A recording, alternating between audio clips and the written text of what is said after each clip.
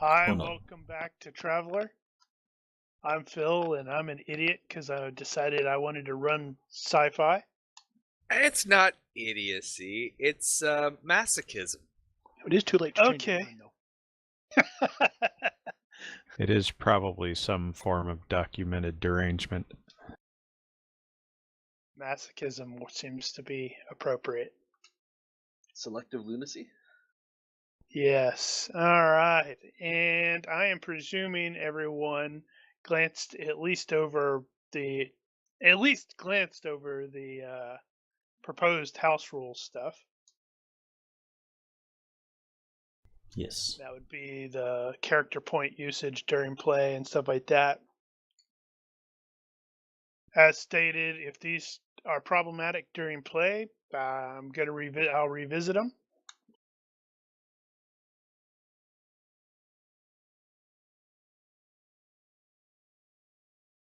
Okay, so if this was a TV show, the first thing we would hear is that one guy's voice saying previously on Traveller the New Deal, and then giving us a recap.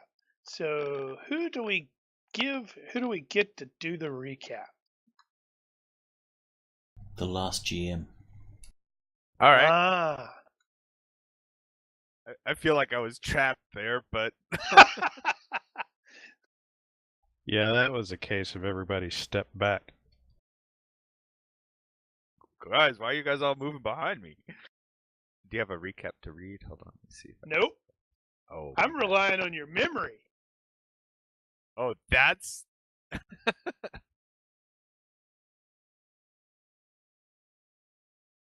Hold on, give me one moment.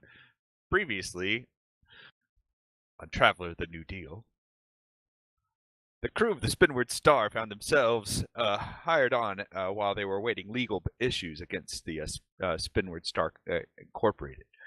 Joining forces with retired Admiral Henry Global, the crew of the Spinward Star jaunted through the Aramis sector on a treasure hunt of ancient proportions. Fighting their way through. You need to do another read-through. Fighting their way through corrupt merchants and arms traders, the crew discovered an Imperium secret of ancient technology that allowed travel between various points through the universe at near instantaneous speeds. Investigating the strange and ancient null space, the crew found themselves battling it out on board an ancient and yet familiar station controlling the null space and the way gates. Barely making it off the way gates, the crew found themselves in a race to make it away out of the way gates and back to normal space. Fighting their way past both merchants, Imperium cruisers, and Vargar corsairs, the crew barely made it out after a daring rescue attempt of a unexpected rescue pod. The crew jaunts through the way gate, and at the moment it collapses, throwing everyone into forward and unconscious. Blinding white lights left the crew unaware of their past or of their current destination. So our unconsciousness didn't. That too. Oh, there's a plenty of light. All right. Cool beans. Nicely done, Mark. Although you totally skipped the zombies. Yeah, this ancient space station was crawling with zombies. The end. Yeah, the Yeah. zombies. There was a lot I missed there that I realized. Well, I was a little on the spot. Too much repetition with the word ancient. At least I didn't say a lot. That's true. Really That's probably a big one for you.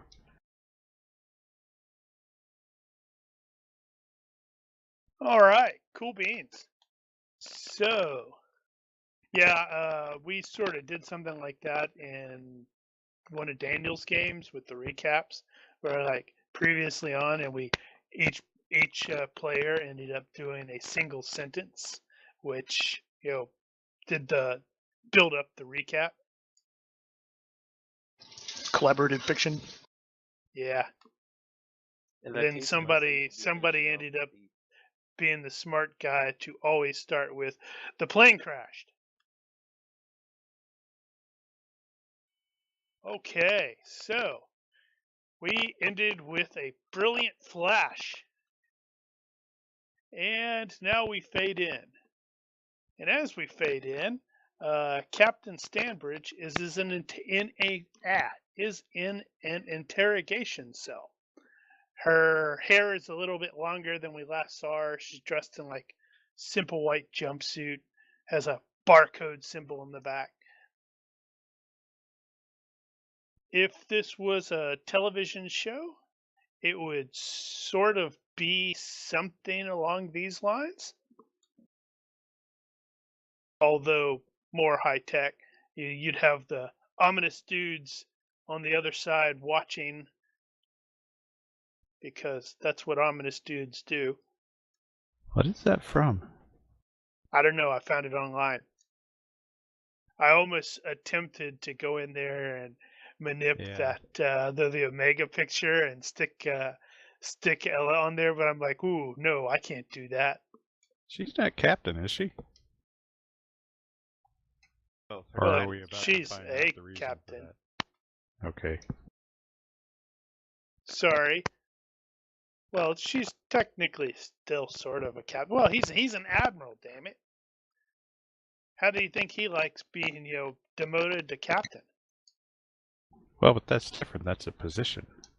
Uh-huh. So, on the chair on the other side, a holographic image appears. It is an extraordinarily average-looking man wearing an Imperial naval uniform, although it is completely devoid of any flash or markings or rank indications. And he immediately begins speaking. And what he says is, prisoner number 406-371049, Captain Ellis Stanbridge. For the official record, the date is 312-1121. Subject of interrogation has been a prisoner for 14 standard days. And he sort of looks at Ella and goes, let's go over your arrival once more, Captain. You and your crew were in this null zone. I hadn't thought of that, but yeah, it is maybe a little similar to that. And then we jump right back to the PCs going through that gate. Now, as I recall, when Mark was running, we were still in the process of doing the decon, but we were, so we were stuck in the, I don't remember what it was called, the frickin' thingamajig, the hangar bay. But you were also using Interstellar Wars rounds, correct? correct. So it was long rounds. Yeah, so as I grok, that's like 20-minute rounds per, and there were at least 3, maybe 4 rounds. I don't quite remember, but and I really should have looked, but it was 3 or 4, so that is absolutely plenty of time to go through a frickin' decon cycle. Unless somebody wants to become a zombie, that could be interesting. Guess that depends on the decon cycle. True. And as our previously on indicated, we had retrieved an escape pod that was pinging as psi in the little launch bay. And when we brought it aboard, when the pod was brought aboard, it's like smoking and damaged. So when we whoever starts pulling, goes over there to pull it out, pull it open, pull Psy out. He is really, really messed up. Some assembly required. Get Abe. Reassembly. Abe's there. I believe it was Abe and Lorraine are both actually. So is Armin, because she was flying the launch to get us out of there. Oh yeah. So we have just finished the lovely that lovely freaking the decon. For what it's worth, Abe has definitely said, yeah, okay, it looks good. I don't think we're going to turn into glowing blue zombies. And Glovel, who has been paying attention to this, announces, it's like, okay, good. And then he's doing a obviously speaker across the whole ship. He's like, this is the bridge. All hands stand by for emergency maneuvers. I could use everyone at their combat stations, please. And it's said in one of those tones that indicates it's not really a request.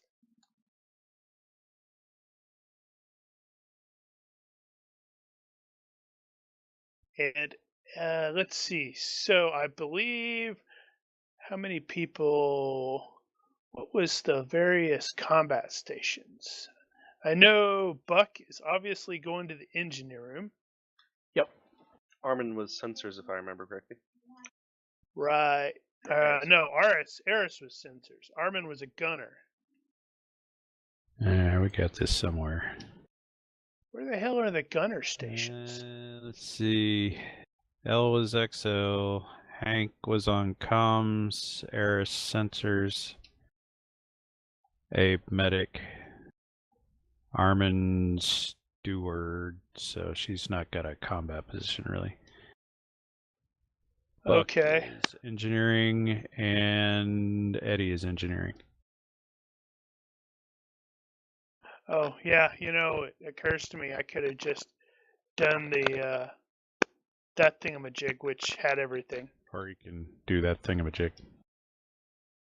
That's probably easier. That is kind of easier. So with that in mind, Abe is going to enlist Armin to assist him to get the very badly injured Psy to the med bay. Why did you add a little itty bitty picture of him there? Actually, never mind that. That should be on the other one. That's not creepy at all. Where the hell is the bridge anyway? Yeah, there it is.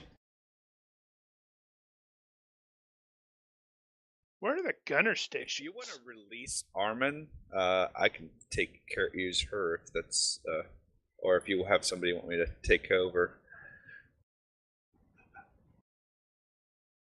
Oh wow, I didn't notice that take ownership as GM thing before. Probably because, yeah, it's on the character selection. Probably because, well, I was a player, not a GM.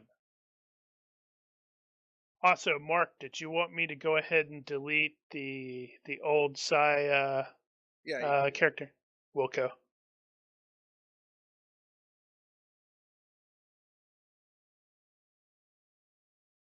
It's interesting. I can only see one of the irises to one of the gun ports. There. Where are the gunner stations? That's a good question. Hey, the image is upside down.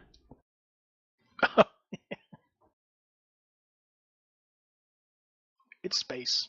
There's no upside down. How many gunners did it list? There were 2? 3, 4? 4. Yeah. There should be, I think there's 2, one top, one bottom. I think there's a rear. Well, I suppose as being a traveler, they might actually be in the turrets, but that's really unnecessary. Hey, it worked for the Millennium Falcon.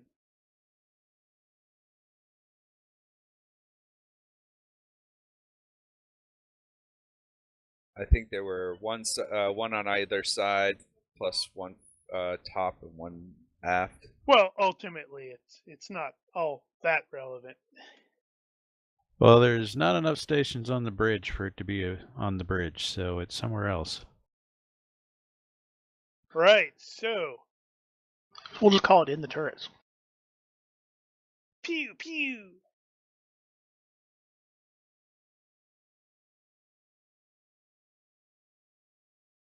All right, so everyone has just about reached their duty stations when the pilgrim passes through the gateway. It groans and shudders.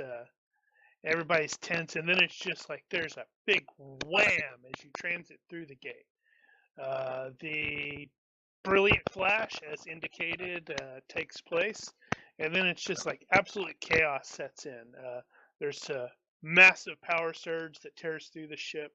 Alarms erupt almost instantly as systems fail, sometimes spectacularly and with awesome pyrotechnics, because in the future nobody knows about freaking circuit breakers. Eddie, what did you touch? In an instant, Don't look at me. the Pilgrim is hyper accelerated to about 10 Gs, which it is not designed to handle, and the compensators momentarily fail. I am going to need everyone to give me a health -4 check.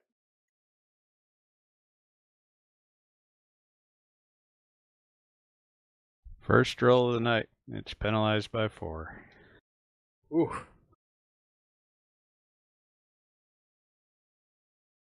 Oh, I forgot fit. Wait, no, that's not this character. So on a failure, it means you lose fatigue points equal to the margin of failure. All right. This character needs to get fit.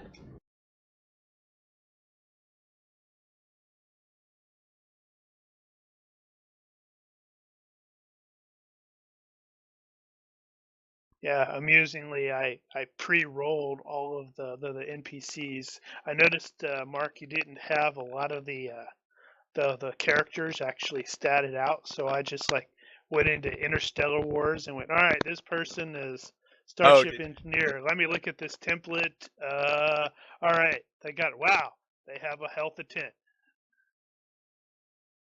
That sort of thing. That's how I do it. All right, is that everybody? I think that's everybody. 1, 2, 3, 4, 5, 6. I forgot her fit.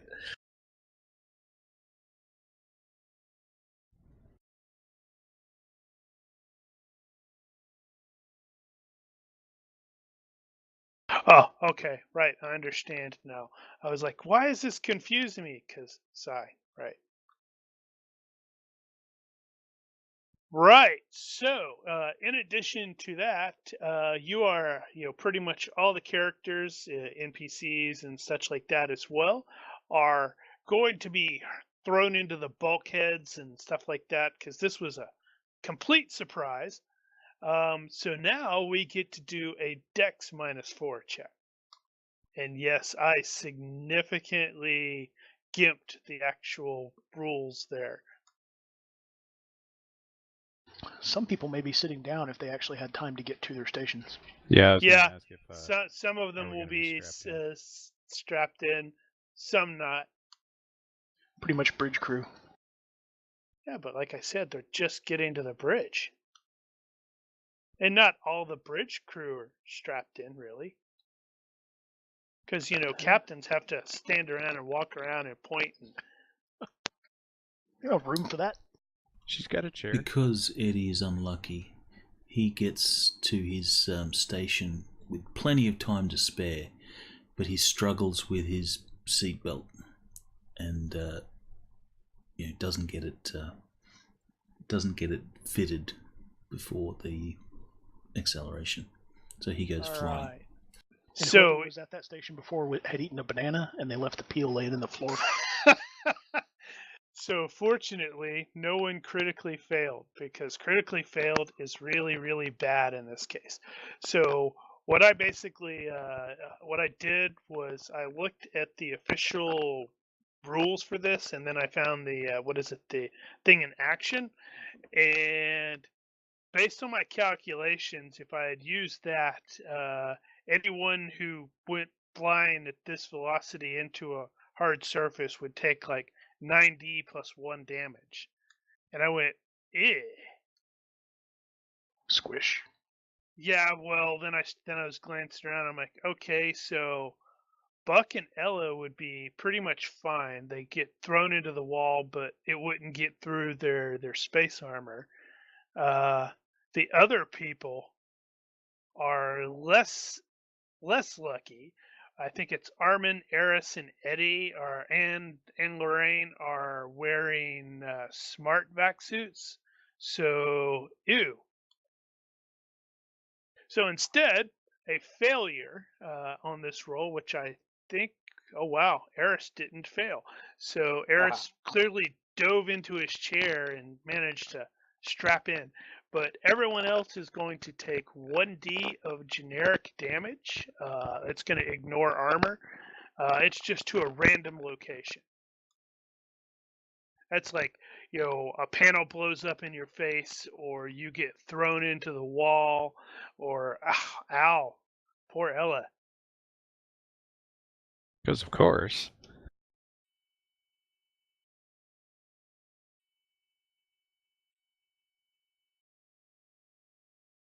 Yeah, I think you're right. Your mic is messed up. I can almost hear something, but I'm not actually hearing you.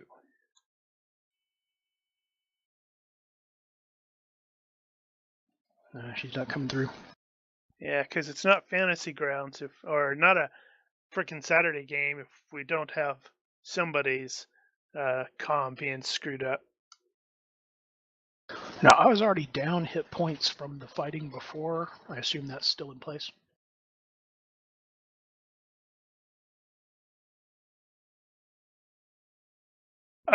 Yes, because as I stated, Abe wasn't actually able to start bandaging up or anything because he had to. He started walking us through the decon, and then we saw how messed up Psy was, and he's like, ah.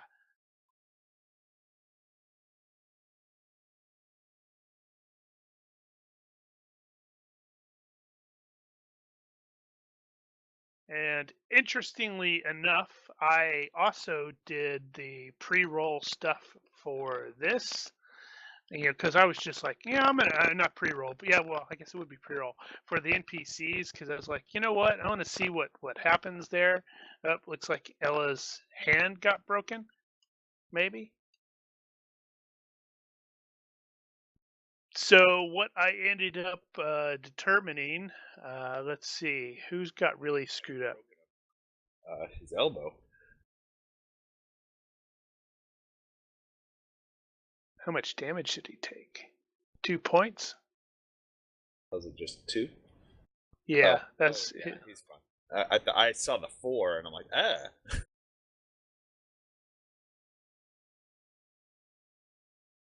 In this case, I'm going to say no to that, Melissa, since it's just generic damage.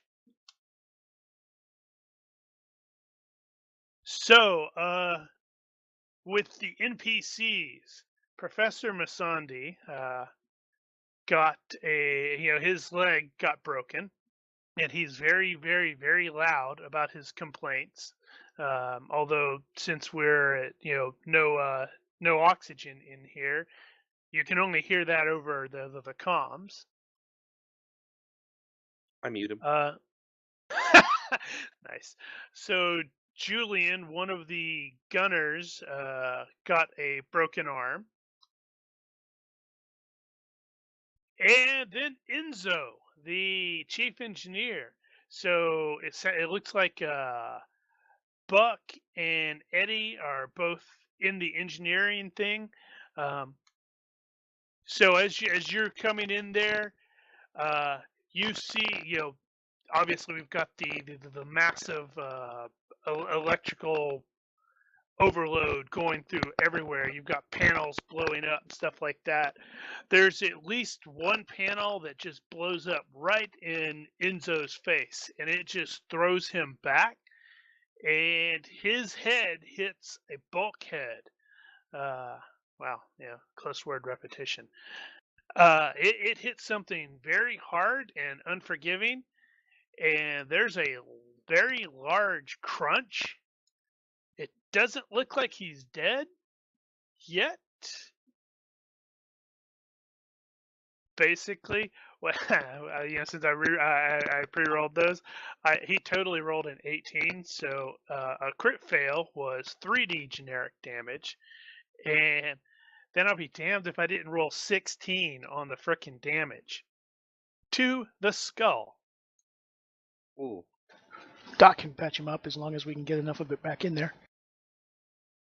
Eddie will run over to him as soon as he picks himself up. He sort of shakes out his, elbow a little bit to get it moving. He'll investigate, and then over comms he'll say, Abe, we have a medical emergency in engineering.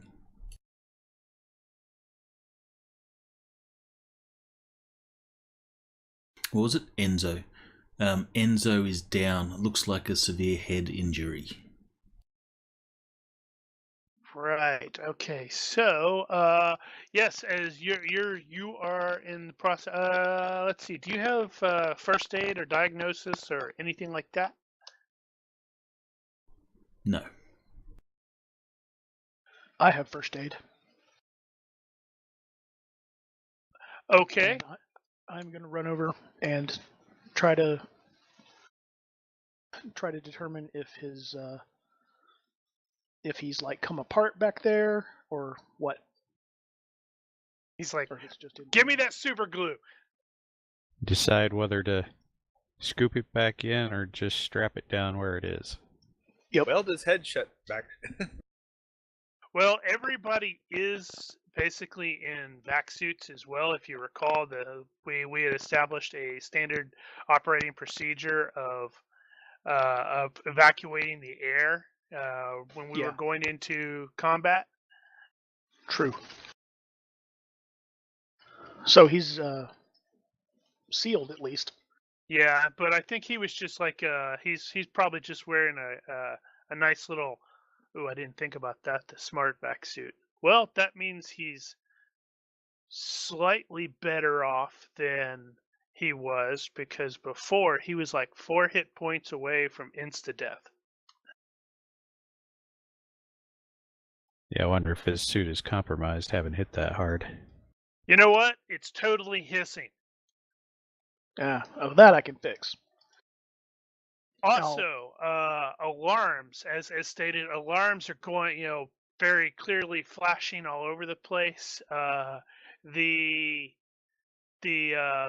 drive itself, you are seeing flashes of. It almost looks like lightning. Oh, sort of doing that. It's not supposed to do that. Eddie, patch this leak. Got or it. you fix this drive and I'll patch the leak. Eddie looks over at the drive and then looks back at Buck with a dumb look on his face. I'll patch the guy. Okay. So we switch places and I try to diagnose the drive instead. As if you also recall, there is the other engineers, Kendall and Marco. They are probably not in the engineering section. I was presuming they were acting like damage control, so they're like the level above. Gotcha. All right, so I am going to sort of... Yeah, go ahead.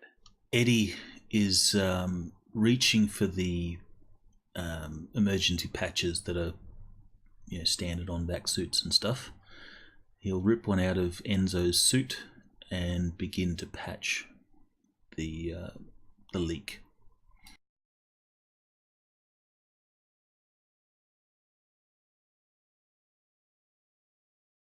All right. So, yes. So power readings are all over the place, but at the same time, primary systems have sort of failed. The gravity compensators finally catch up. It seems like you are only sort of hyper accelerated for very, very briefly. And actually, it's probably the people that are on the bridge that are like, what the hell? Sensors have gone completely dark. So I think what I'm going to do is, even though it's technically not combat, I'm going to jump to the combat tracker to sort of go around to see what everyone is in the process of doing. So Armin is at least initially in the med bay. She and Abe have managed to get, let me make sure there's actually a thing there.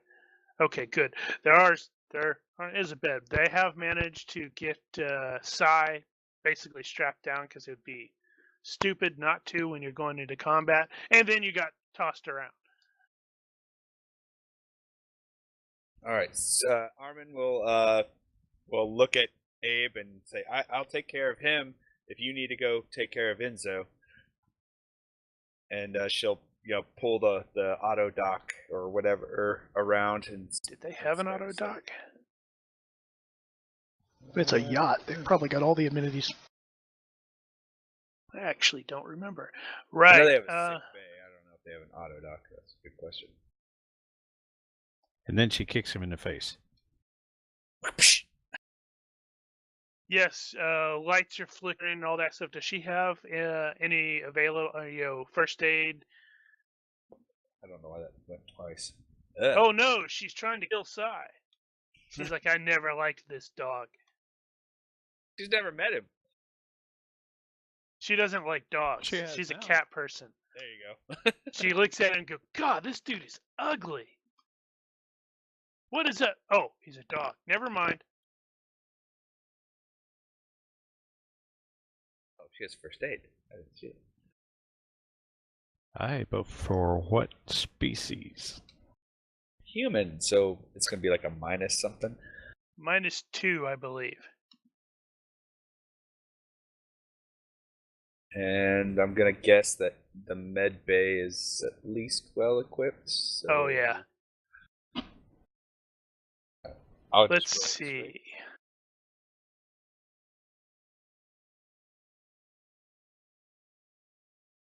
Yeah. There we go. We'll just roll straight. Right. So she's about to do that, but Abe, who is actually in the process of beginning surgery on Sai, because he's actually that messed up, we'll see. I'm still going to use some of those rolls. He's going to stop her and shove some stuff into her hands and say, basically it's like, go inject this into dude, what is it? Enzo. It's that sort of regeneration stuff. She will and take one of the the stretchers. See if we can start moving him here, because I can't leave at the moment. And she will do exactly as Abe says. Roger, Roger. Eris, you're looking around. Everybody's like been tossed around, thrown out of their seats. It looks like you and Lee, the pilot, are the only ones that actually know how to use seatbelts. I mean, they covered this in basic training when we went on the ship orientation, guys. I mean, come on, this was. Anywho, And if so, you hadn't yes. hesitated at the door, everybody else would have been in position. Yeah, so like I said, Semantics. sensors are completely dark. It looks like most of the systems seem to be down at the moment. Okay, I'm going to try to see if run some diagnostics. If that skill is considered applicable. Let's see. In this Or would case, it repair would be be better? more repair, electronics repair. Nope. All right. So that's what you are in the process of doing, Hank. Well, I my believe you first were thought was to, managing comms. Is that correct? Yeah, my first thought was to start looking for signals, but if everything's down, apparently I'm going to help try to get them not down. All right. That'd be electronics repair comms if you're trying to bring them back. I don't actually have repair for that. Don't. Isn't there like a default? Doesn't it like default? Well, surely. Computers. Okay, yeah, that'll work. So yes, so you are start messing with it, and it looks like you are getting some power, but it's not reading, or it doesn't seem to be working correctly. But that's what you're in the process of doing. Right. Eddie is patching that guy.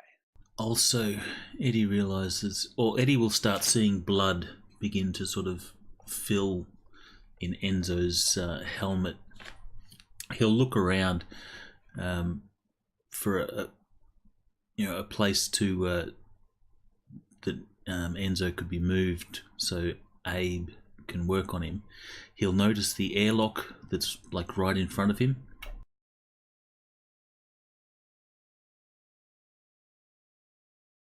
There on the map. So he will then carefully drag Enzo into that airlock and cycle the air. And he'll hit comms and he'll say, Abe, I'm in the engineering airlock. Okay. Well, he'll get ready to cycle the air because obviously Abe has to come in. Okay, that's pretty good plan. Good idea. Unfortunately, Abe can't leave. What's the -4, Daniel? Is that That's defaults ops to one minus? another. Is it repairs defaults to one another? Repair, all these specialties default to one another at -4. Okay, does ops default? Or does it default to ops as well? Yes.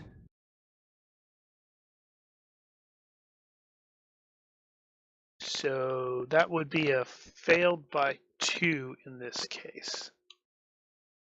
Well, we probably got some equipment here too, so. That's We true. probably So won't get that's to that. a success by 0. So your determination with the comm system is that yes, it's fried. And the reason it's fried is because it looks like the external transceiver has literally melted. Okay. I'm thinking that's probably like that dish up there on the other side. You're like, wait, what? Maybe it's a problem with the dish. Looks out the window. There's no dish. Phil, Yeah. a minor Sorry. retcon. Because Eddie's not very strong, he will grab one of the engineering trolleys and put the body on that and wheel it into the airlock in case he needs to be moved later. Right. Okay. So he in this case he's probably just going for the trolley now then. Gotcha. Good plan. And alas, poor Ella and poor Melissa and the curse of John.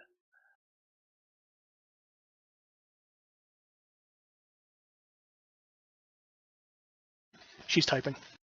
Yep. Right. Hands broken in pain. Do those suits have the auto injectors? I think they probably do. I don't know. They're TL10. If she added it.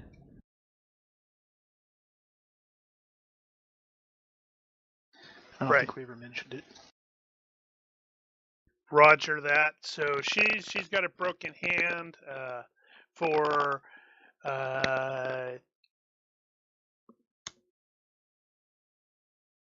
let's see. So I totally didn't put the professor or Lorraine on the crew. Whoops.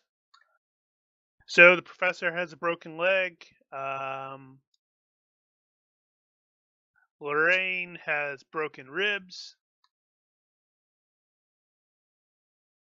Captain/Admiral Glovel took some pretty significant damage to his left leg, but he's just shy of it being broken. Like Aerith, Lee actually knows how to use a seatbelt, so she was tossed about but wasn't injured. Kendall was she was thrown. flying. This is true. Kendall was, got tossed into something, so he took a little bit of damage to the chest, but it's, not enough to actually break anything. Ditto with Marco. Polo. Let's see. I wonder if do those smart vac suits automatically come with the biomonitors? Yes, I believe they do because they auto inject too if it registers like major trauma. I think those are add-ons. Yeah. Which are probably pretty common.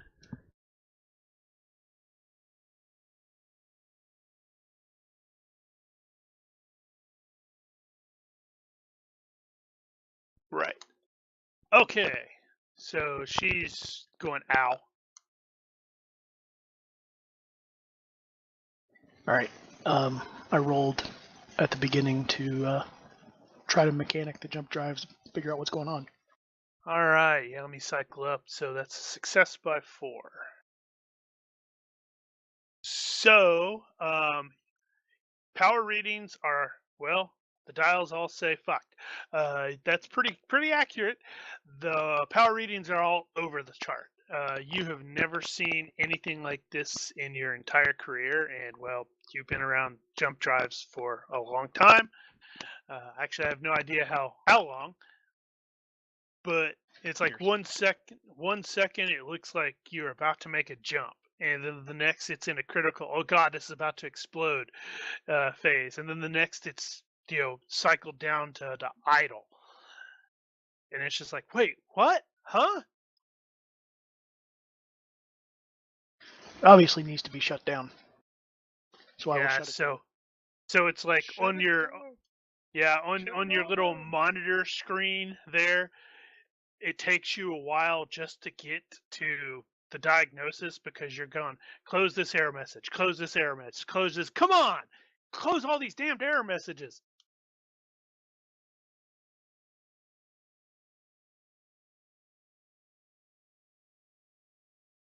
Okay, so you're like, I need to shut this thing down. Yeah, and I'll say, bridge engineering, I have to shut off the jump drive. It's going haywire. So Glovel is actually going to glance at Ella, see that he's got a broken arm, broken hand.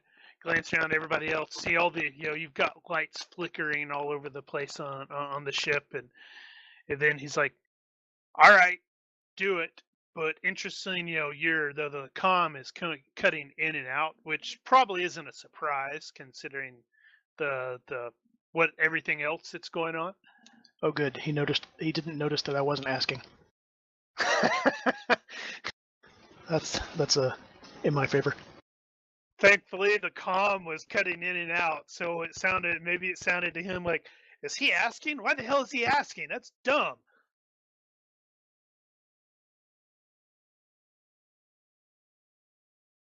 All right, so you start shutting this puppy down.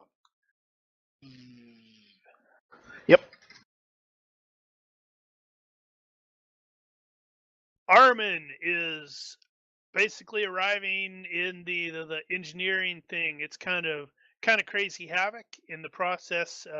As she's going down there, she's going to probably pass Marco and Kendall, who are both heading towards engineering. We'll pop the caps on the injector and immediately inject Enzo through like the injector port on her suit or his suit. It has built-in biomedical sensors. Good catch, Daniel. And then deploy the folding or the portable. Yeah, this Journey. is TL11. I'm certain it's like, you know, you flick it out and it's freaking anti-grav. She'll, point at Eddie and like, Eddie, help me get this guy up. As Eddie was wheeling over the thingamajig, he's like, "Oh yeah, that looks like it'd be easier." Eddie will, leave the trolley then and help put Enzo on the stretcher. He'll point out the airlock. Abe's going to need to work on this guy, and he can't do it in a vacuum. Medical is not a pressure environment. And pointing to the airlock, let's get him in there. That is a really good question. How could you potentially make medical like that? There's gotta be there's gotta be a consideration for that. Otherwise, you couldn't use it. Now you have a double sealed door there, so I'm sure there's a way of compartmentalizing. Plus, there's like the little OR thing, and I believe this thing does have the auto dock. But yeah, okay. Well, ordinarily the ship is not in a vacuum. But sometimes it is. Oh,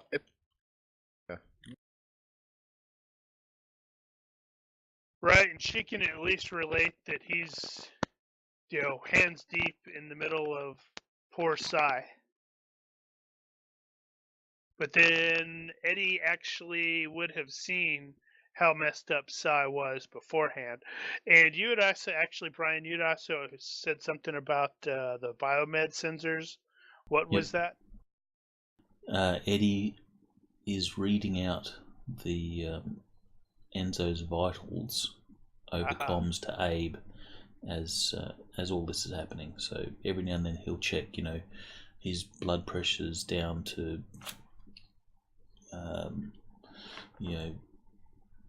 90 over 60. Right. Looks like he's losing blood. Heart rate's up. Yeah, those things are definitely flashing the emergency, get to medical facility sort of thing. Right. So Eddie's going to indicate the airlock is the best place Abe can do some emergency treatment.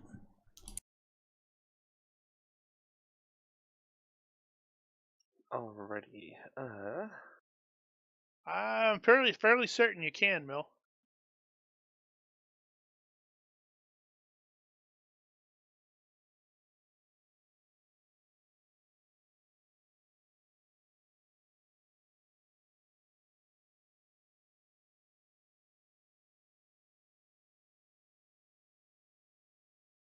Eris, upon seeing that basically everything's down, is just gonna basically just take a second and breathe, because this doesn't normally happen.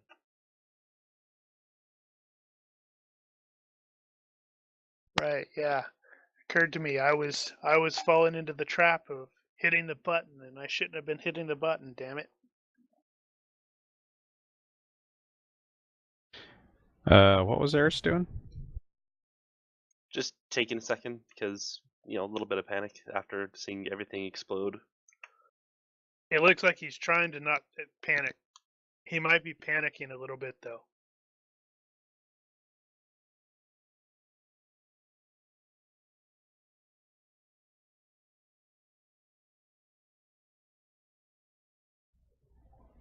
Hank smacks Eris. Come on, get it together.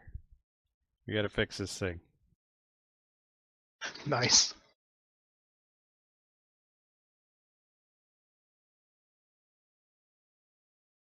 Oh, okay. So it looks to me, if I am seeing this correctly,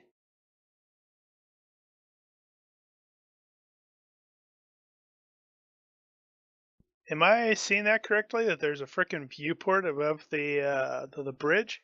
Yes.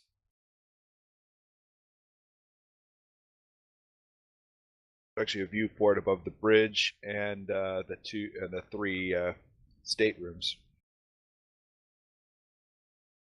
You can see the dotted lines on the stateroom side, and it looks like there's actually viewports on most of the rooms.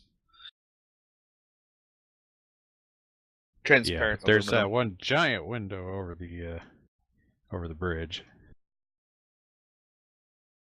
Yeah, that's the black dashed outline.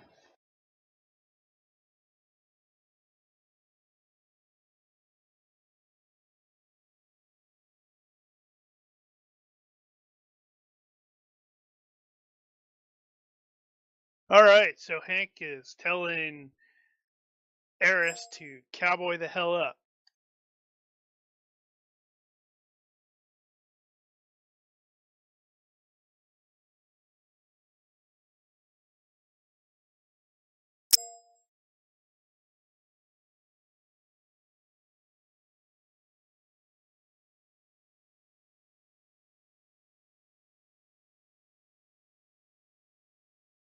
Right, so Hank, advance the tracker. Yeah, great. Now you remembered, so nobody else will. Ha Oh, God, Gibbs slaps. I remember when I liked that show.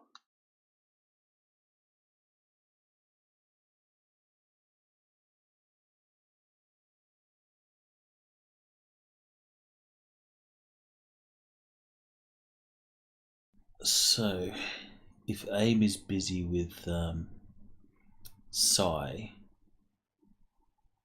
to Eddie's knowledge, who's the next best medical sort of person? The auto doc.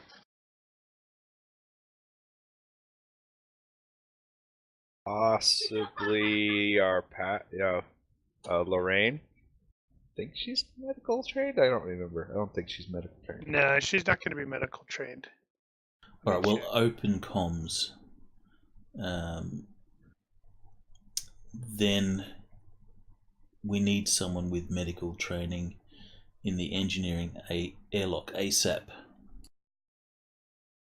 Enzo's in a really bad way.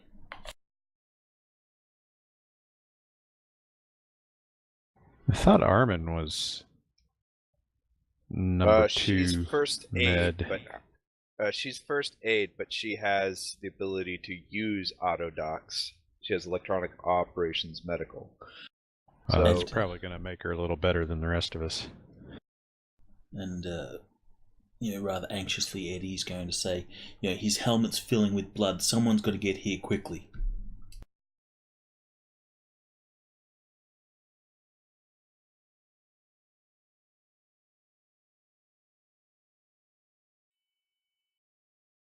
Yes, let's see. For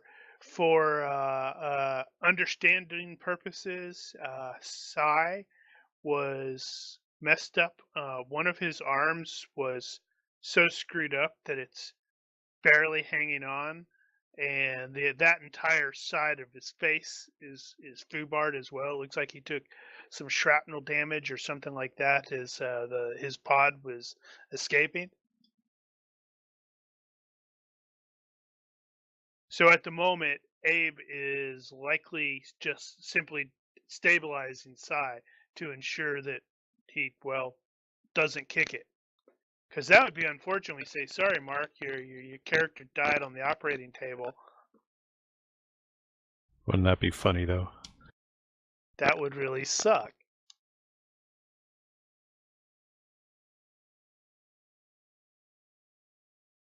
If there's no immediate sort of response over the comms,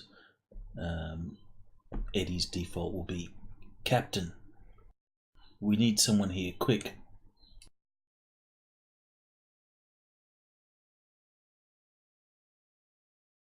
And it looks like Ella is treating the hand.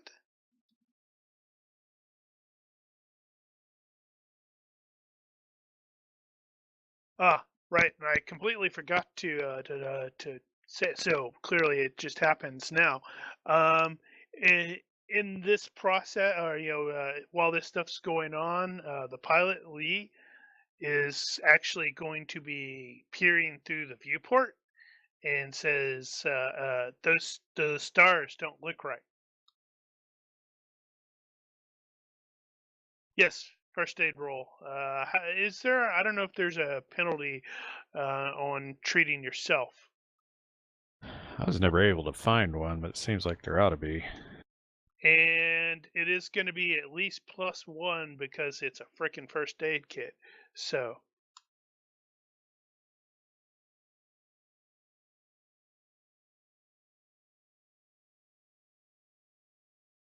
And hold on, there was something.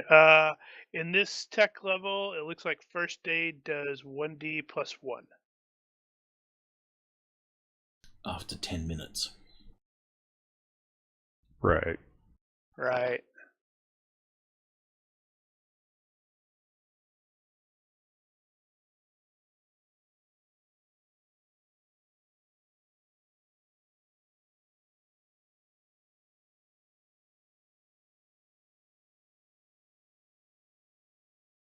Yep. Okay, so Ella, advanced tracker. Daniel's right. We're all going to forget when one person remembers.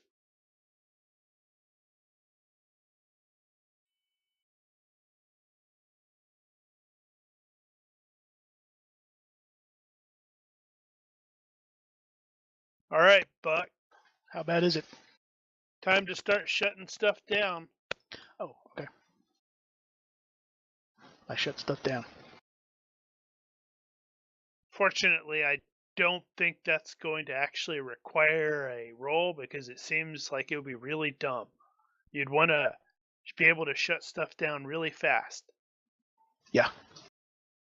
So you got shower of pyrotechnics as stuff explodes because, well, stuff always explodes.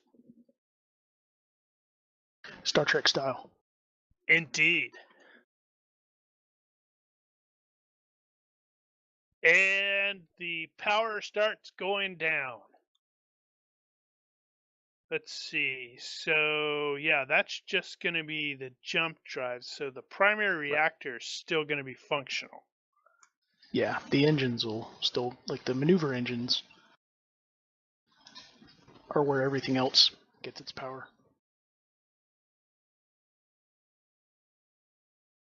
All right. Armin will, with Eddie's help, having gotten into a airlock, she will, pull out the trauma kit and, We'll cycle the airlock first. well, I'm assuming we're not doing 1 second turns, or are we? Right. So having,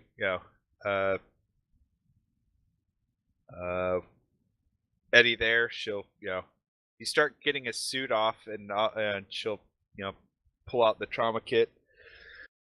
And trauma kits are, what is the bonus at TL11? Biotech. I couldn't find it. When we get the helmet off, and blood leaks out over the floor, Eddie will he'll nearly sort of dry retch. Herc. Yeah, because there's blood and brain bits. Yep. trauma kit. Do you mean crash kit? Crash kit, that's it. That's +2 to first aid, and it is considered improvised gear for surgery. So I doubt she's going to try surgery. Nope, she's not doing surgery. So But she might do +2. surgery prep. So at this point, he has passed the death check threshold 4 times. Yes, that was the calculations. I was wincing. I was like, holy crap! Wow, man. If the skull didn't give me DR2, then he would have freaking straight up died. Is Eddie able to give any kind of assistance? Eddie has no medical at all. But he can put his finger there. Go get me some hot towels. Essentially what he does in engineering. Plug that hole, now. More coffee. No, not that one, that one. The one that's bleeding. Now they're both bleeding. Let's see. Bandage spray is a part of the kit. Oh, I guess that's.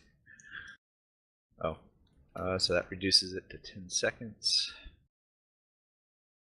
Yeah, I would imagine you could at least stabilize them with the crash kit. Yeah. So she'll I'm do what looking she that up. can. Oof. So stabilizing a mortal wound takes an hour. The roll is at -2 if the patient is at -3 times hit points or worse, or -4 if he's at -4 times hit points or else. Is it a mortal wound though? Oh yeah. It's technically not a mortal wound. Mortal wounds are if you fail a death roll by 1 or 2. I actually didn't roll. Somebody give me a roll on a 10. Let's see if he... Well, did you roll for any of them? Man, he went straight to 1. So I'm just going to go with that one. So he's narrowly succeeded. No, I mean, you have to roll for each threshold I know. you crossed. Okay, never mind. I know, normally, yeah, but he's a random NPC guy. Fair enough. Because, he's got like a health of 10. That's a really good way to straight up kill him. As it comes around, so it looks like the stabilization is working. Blood pressure is stabilizing and so forth. I would say in this case, he doesn't look like he's getting any worse. So he's not necessarily any better, but he's not getting any worse, which I guess is stabilized. Eddie will sort of look through the viewports of both sides of the airlock, and he'll say to Armin, "We're the only place in the ship with pressure. We're stuck in here until we get pressure in the rest of the ship. I hope nothing bad's going on." No, we're not doing it. It's like, I'm wondering if we could put the helmet back on. That's probably, that's probably what I think that's probably what he gave her. Yeah, that's what you probably gave him to dose.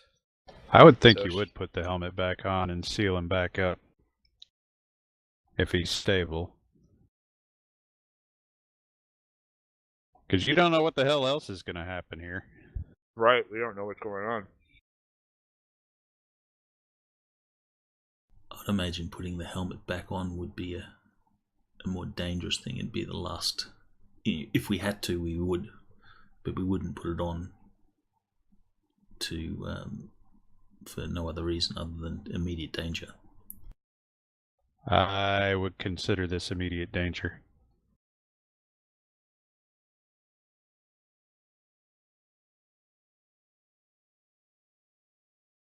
Well, we're safe here in the airlock for the moment. And you don't know about the next moment. I don't know. You are Eddie. Eddie doesn't acknowledge his bad luck.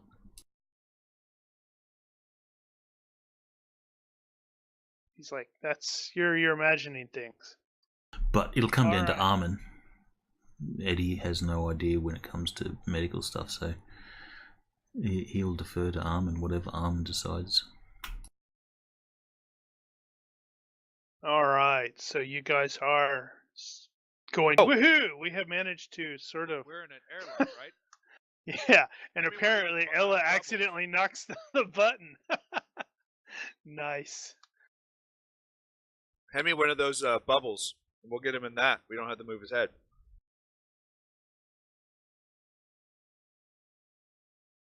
All I right. don't know. It looks Eddie like will. Ella may have accidentally triggered the release and blow him out the airlock. Both of them, all three of them. That would suck. They have those All right. emergency bubbles, right? Eddie will flip the one of the covers on the emergency rescue bubbles that are all over the ship. He'll pop one out and pull the tab. And forget to put anybody in it. Right. So, Eris, it looks like Hank may have just given you a gib slap. Shout out to Lordy and 99 who has joined us on the chat. So upon Greetings. being spec'd, Eris will recognize that Ibrahim asked for our O2, so Eris will attempt to get that system up and running.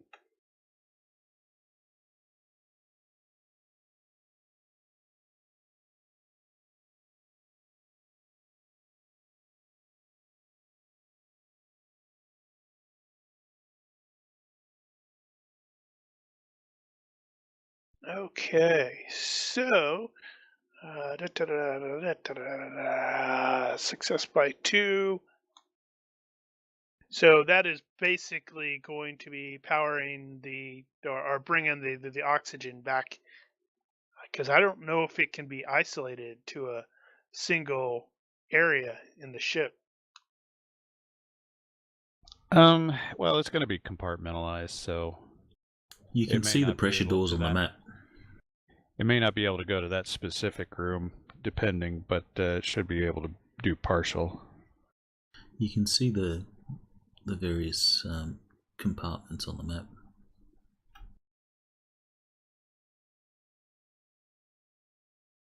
That's the double lines. The yeah.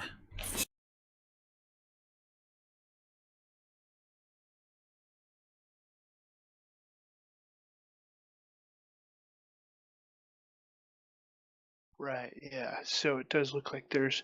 Oh, it looks like there's an. What's that? Oh, there's an airlock to the science lab. That's interesting. I didn't notice that before. Probably you don't Right. want whatever you do in the science lab to get out. There's Well, even a yeah. washroom. A decon room. Right. But once again, that's great there, but you'd kind of. I wonder. Nope, there isn't one next to the launch bay. Ah, well. All right, so Eris is working on powering up the life support for at least the med bay area. Mm-hmm. All right, Hank, it looks to you like Glovel and Lee are sort of trying to figure out where they're at simply based on visual, since sensors are down and comms are down and. Hank is going to go check out the shuttle and see if it is functioning and has functioning sensors. and or navigation. Huh. I had not thought of that. Okay.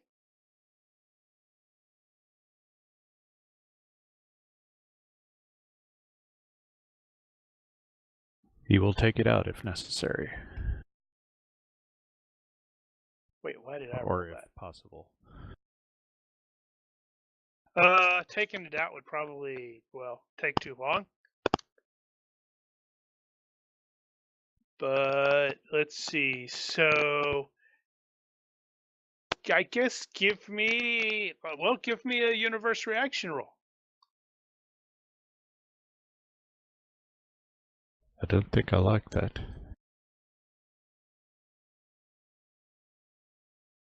Neutral.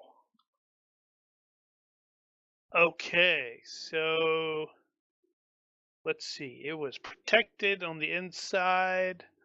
So I'm going to say that sensors are probably not online. Well, the shuttle's obviously powered down, so the sensors are not offline or online. You'd have to like completely boot them up. But comms would potentially function. Well, I'll bring everything online while I'm listening for signals. Right. Okay. So you flip on Looking for nav beacons, whatever signals are available. you immediately get a loud squelch, of feedback. It sounds like somebody is transmitting really, really, really loudly. It's one of those. It's like if you dial it back, it turns into where you can go. Oh, that's what they're saying. It sounds like a naval broadcast that is saying, it's like stand down and prepare to be boarded. This is your only warning. Repeat, stand down and prepare to be boarded. And it just repeats and repeats. And whoever it is broadcasting so powerfully that evidently they didn't think this through, because you couldn't send a compliance transmission.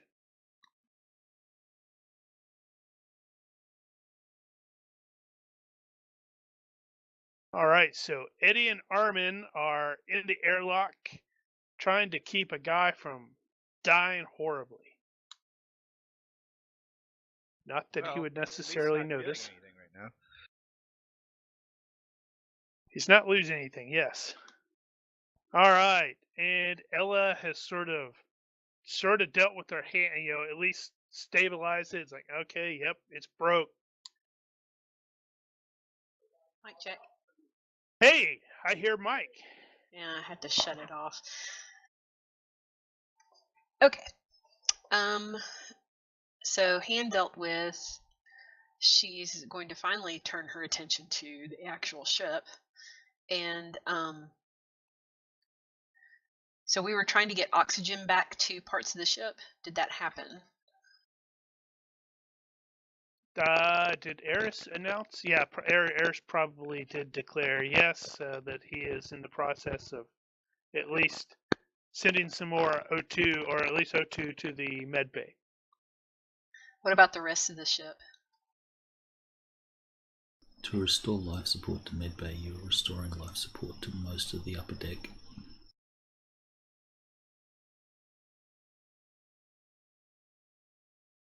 Well, you can always restore life support to the whole ship. What's the worst that could happen? We could all die. We'd have weakened hull integrity, and to repressurize would blow the ship apart.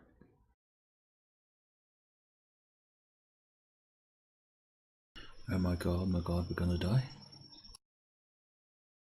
I don't want to explode.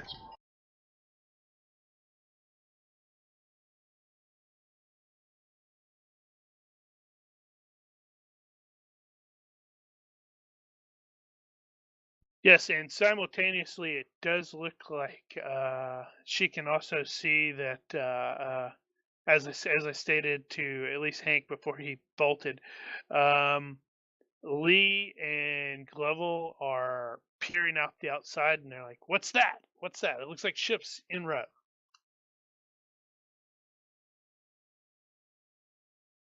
Ella will take a look, see what kind of ships they are. All right. Well, give me a perception check. Let's see if your dice hate you today. We've already proven that they do.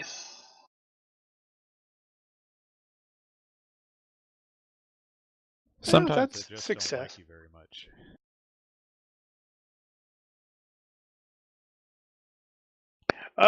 Because of the distance, you can't quite, you can't really make out exactly what it is, but you can definitely tell there is a lot of activity coming towards you.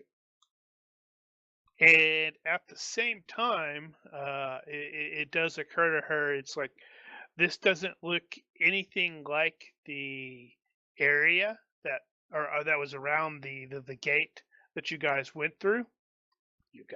We went through in Corfu.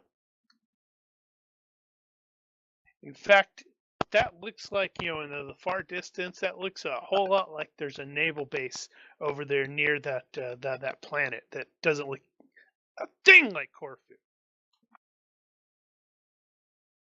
Fabulous. All right. Well, she will, on comms, ask for status of engineering. If we actually have the ability to try to get away.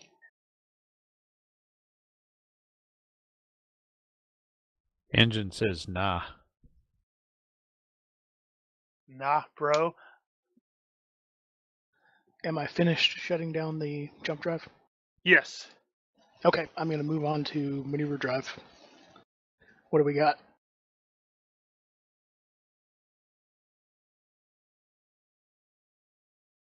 Right. So it looks like how many? It looks like there are 3, right? Or at least 3 thruster things. It looks like one of those has been really heavily stressed, which probably isn't a surprise considering you guys seemed like you were hyper accelerated faster than you should have gone. The other 2 look like they're functional. But after the light show that you just saw, you're probably gonna want to run like super diagnostics just to make sure.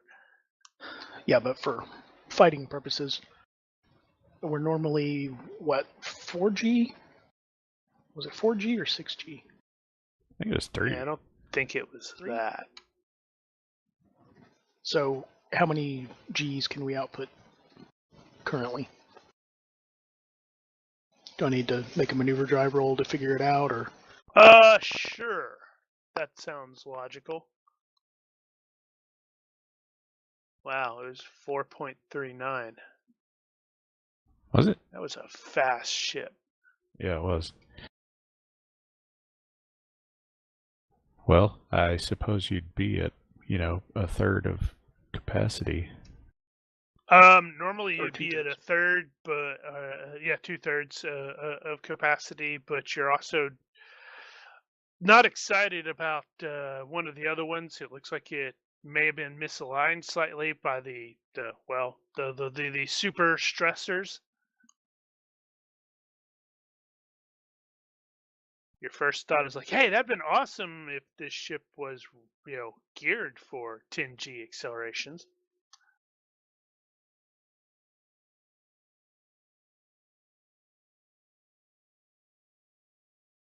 Then I'll reply to the bridge. I don't think we're going to get more than 2G acceleration. I cannot give you any more than that. And as he's responding, Lovell is probably about this point. It's like, those definitely look like Imperium ships.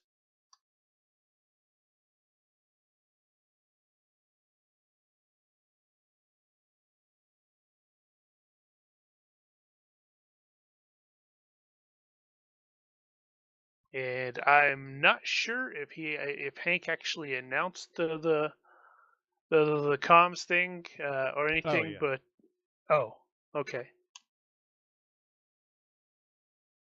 No good reason to keep that to yourself. But why not?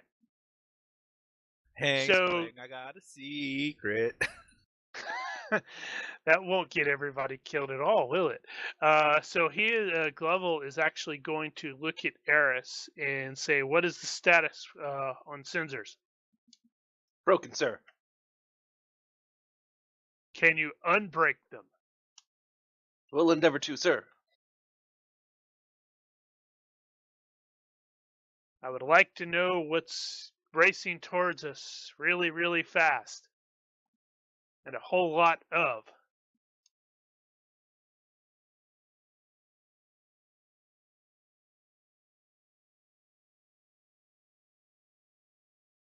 All right, so we have added O2 at least upstairs. It seems weird that the top floor is on the bottom of this image. I don't understand that. It's because it's upside down. So Mark put it upside down. What's upside down? Yeah? What's upside down? You'll notice the text oriented horizontally is upside down. Oh, yeah, so it is. Environmental processors. Okay.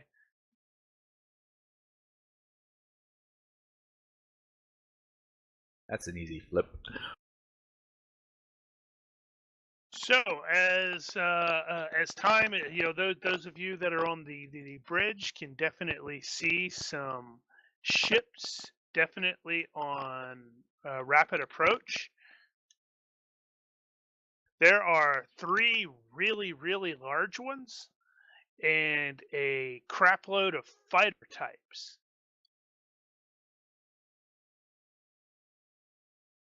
That seems serious. I think a stand down, we surrender. Good plan. Good work. That would be great if Hank could actually transmit through the crazy. Do we not Seems have like- an emergency rescue beacon to activate or toss out? I mean, at least they would know that we're a ship in distress, not just blast us out of the sky. Now it's possible I can set a distress call out of the shuttle. It may not get through their jamming, for lack of a better word, at the moment, but they might pick it up. What about the ship's transponder? Is it functioning? I guess that would require a roll. Well, most don't generally. Normally there's a guard frequency that tends to be isolated. There's actually multiple guard frequencies. Yeah, if they're not taking up an emergency frequency with their communications, I will use the emergency freak for that Well, I don't and know. announce that we're in distress. Have we even announced we're in distress? I would announce that we're in distress unless somebody tells me not to. Launch We're the totally buoy. weak. We're totally weak. Please don't shoot us. Help, Something help, to we're that being effect. distressed. Help, help. We're being repressed. How does this guard frequency thing work? All right, so guard frequencies tend to be, all aircraft monitor guard, including ships. You generally have, you have your VHF, UHF, and an HF guard. There are other guard frequencies, and you have beacon, which is just like what it sounds like. You just start transmitting a beacon, and most systems are used to direction find to it, so they can find think of a black box on a jet. If it breaks, it goes into a beacon mode. And, You don't- You don't broadcast across multiple frequencies. You broadcast across one frequency, and No, they usually there's don't 3. use specific ones. There's actually 3 I frequencies. mean, at the same time, though. You can. We do it all. I guess there's no reason you couldn't, but you usually don't, I guess. Okay.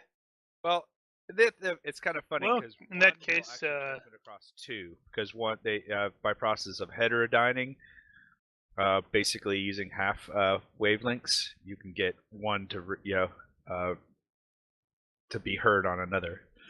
So 1.1.12175 can be heard on 2430 because it's a half wavelength. But if you're listening on 2430 and someone's transmitting on 121, you're going to hear it.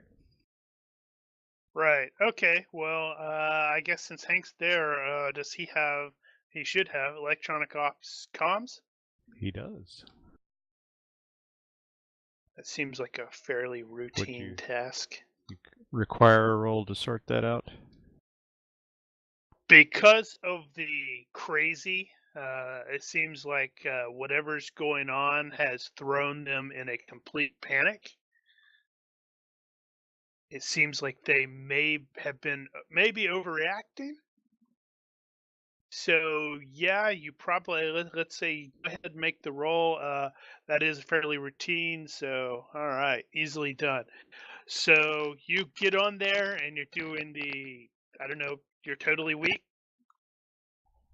Mayday, mayday. We are in distress. You will get a very you'll actually get a response, because it'll go quiet for a bit, and then you will be, or it's one of those where whoever this guy that you're talking to doesn't have a sense of humor, may have been surgically removed or something, because they're doing the power down all systems and prepare to be boarded. Resistance will be met with lethal force. This is your only warning.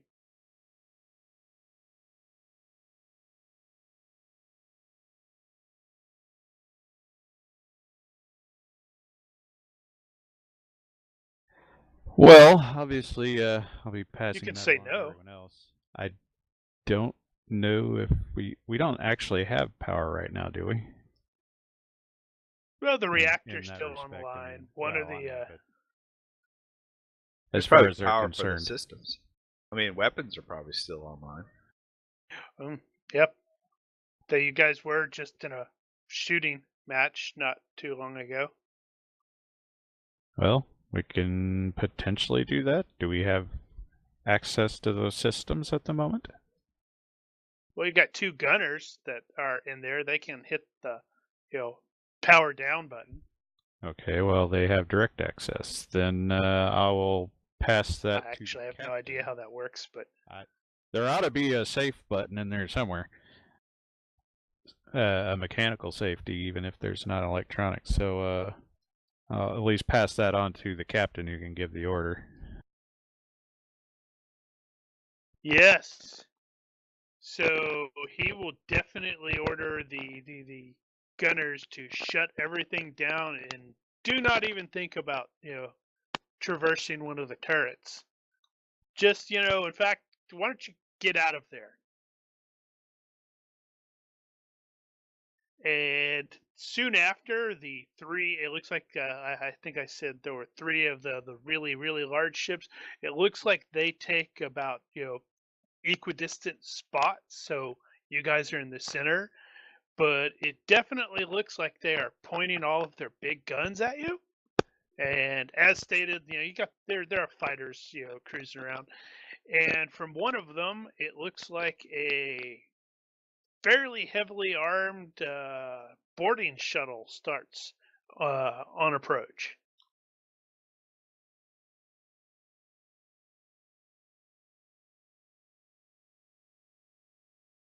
All right, Ella will get on the ship's comm, let everybody who isn't on the bridge know what's going down, so that nobody does anything stupid when the Imperium arrives on our ship.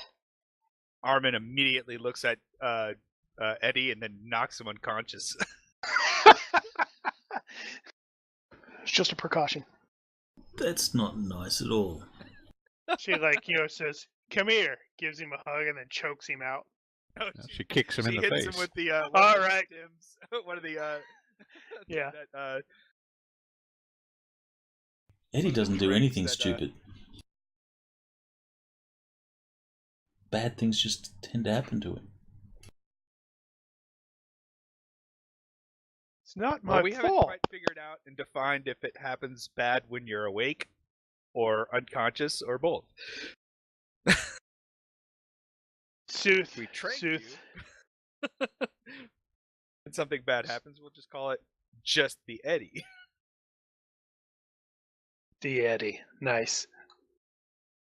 So, because of distances and such like that, and it seems like they are very clearly taking their time to, almost like they don't sort of trust you or something. It is going to be about an hour before the boarding shuttle actually secures on there. By that time, Abe has successfully managed to stabilize Psy, and will at least recommend moving, or come down there, check out. I don't know, Kent. It occurs to me that there's no way you could add life support to just the upper level, because there's a freaking ladder, or I'm not ladder, but there are stairs. So if you add life support, it's going to be all over. Well, I mean, at this point, it's probably wise just kick it all on and restore life support across the board. I mean, if they're going to blow Well, at us any up, they're rate, gonna he's blow us going up. to go down there and at least review the biomonitor readings and stuff like that from dude, and go, youch, okay, yes, we need to get him to surgery. Yeah, and he's totally got that blood all over his smock and stuff like that.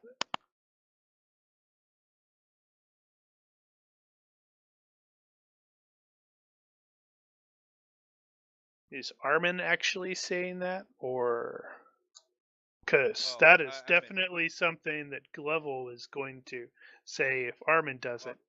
Well, she'll because she's the steward, she would probably mention it to the global. Well, once Hank has relayed the this is your only warning thing, he's definitely said yes, secure all weapons. If we're bringing life support on here, we should get rid of the armor. Not necessarily get rid of it, but stow armor as well. I think we're about to be boarded by some very trigger-happy Marines, and we don't want them to shoot us.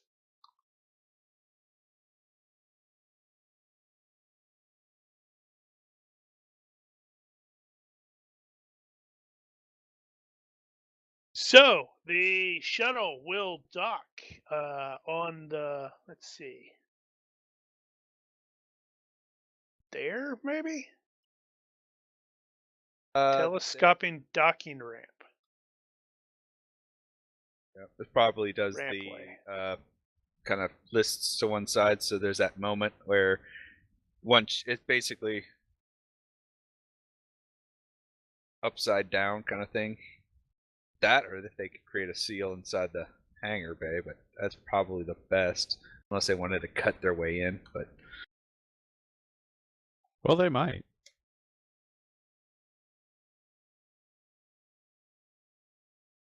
Regardless. So actually, they're probably going to come in from both directions. You're going to have them come. Some of them coming in through the that boarding. Some coming through the launch bay. This isn't we all point quite. at Eddie and say it's his fault. This isn't quite the right image that I was looking for, but I thought it was really cool, and I decided to go with it. So these Marines come in. They're very clearly wearing space armor, and as they're coming in, they're doing the they're broadcasting the screams like, "Get down on the ground now!" Got very big looking guns. What seems to be the problem, officer? Was I speeding? They don't And- Got that taillight really fixed. complicated. Armin will post up near Global, kind of acting like a, in that if something is going to happen, she'll jump in front of the bullet kind of thing. Yeah, that's where she died. It was terrible. Does anybody have the soldier skill? Yep. Yes. Please make a soldier check. Does spacer count? Let's see. Well, Or is in this this strictly case, for I infantry? don't think it would, and not necessarily infantry. It's just more of a military thing. Gotcha.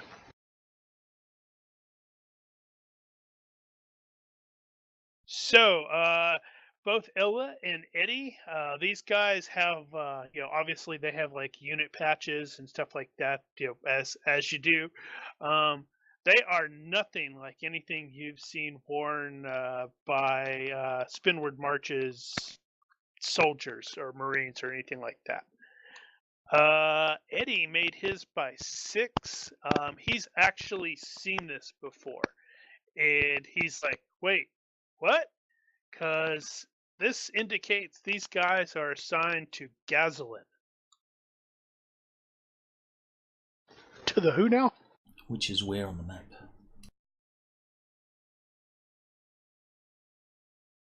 Is that a It sector? is really far south. It is not in the Spinward Marches. It is in the Trojan Reach. Wow. We're not in Kansas anymore.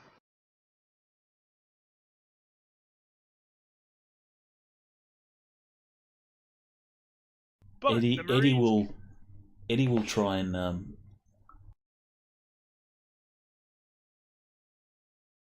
he will use his honest face and disarming smile. The disarming smile gives what? Is it a... I can't remember which one it is. I'm pretty sure that's one of those you don't have to speak to Yeah. use a You can make a Diplomat. fast talk or diplomatic roll. whatever. So how are you doing this? These guys are pouring in. They're doing the get down now. Eddie will comply, but once he's on the ground and hands behind his head and all that sort of stuff, he'll say, using his disarming smile, whatever skill that is, I'll look it up in a sec. He'll say, is that right? I'm pretty certain. We're in the Trojan Reaches?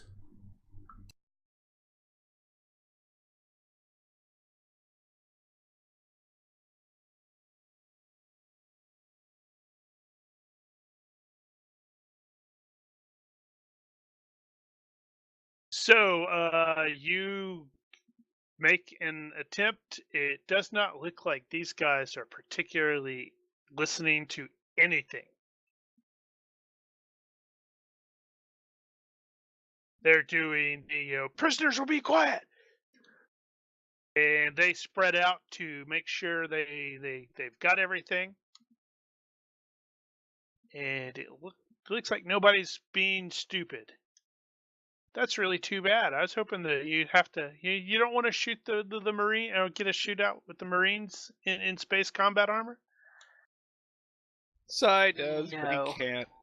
Eddie doesn't want to get a shootout with anyone. Even like a girl guide selling cookies. Oh, they're the worst, man. You don't want to mess with them. What about a finger gun fake shootout? What about Do they dance accept off? Mexican standoffs? Eddie can't even dance. Dance off.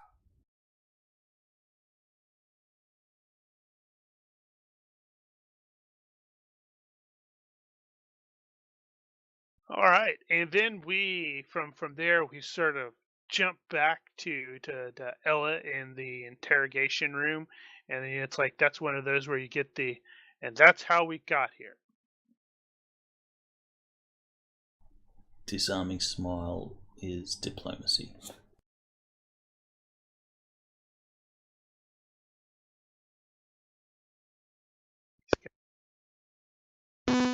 Holy I didn't crap. even know that was in the glove box. That's not mine.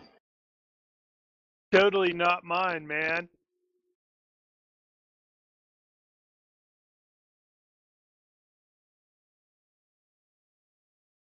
Right, and so it's like that is how we got here. And we sort of jump to, nice little establishing shot thing. Everyone from the crew will have been taken from the ship, made sure fully secured. They've been escorted to one of the strike carriers, secured in the brig. These in individual cells, no less.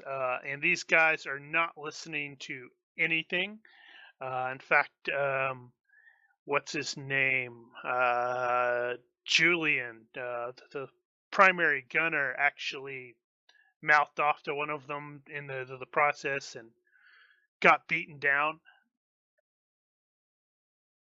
I'm gonna have everybody give me a perception check in the process.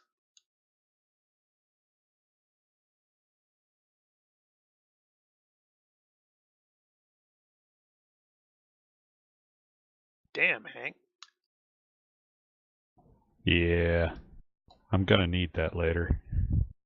All right, so in the process of being, transferred from through to the boarding shuttle, and as it's going to the strike carrier, it looks like I'm going to say Eris and Hank, you managed to get like where you were seated. You have there's like at least a little bit of a porthole that you're able to actually sort of see out of, and as the shuttle was going in to dock back on the strike carrier, you're able to see through it to see behind the Pilgrim, and you were kind of presuming, okay, that's where we emerged from, because well, the Pilgrim hasn't just stopped; it's still moving forward. It legitimately looks to you, both of you, like there used to be a moon there, but it's like melted, and you can almost see the like in the center of that moon thing, the sort of half outlines of one of those gates.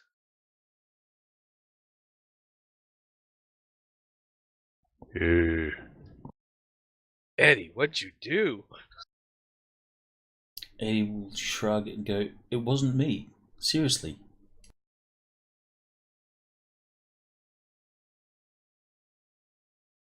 Yes. So yeah, and that's something that Eris and Hank will have noticed.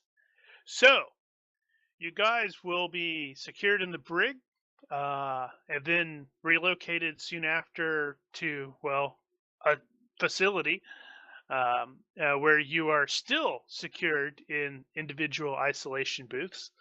And for the next 30 days, you're going to be interrogated over and over and over again regarding how you managed to somehow jump to within, 0.165 AU of Gazlan itself, the subsector capital.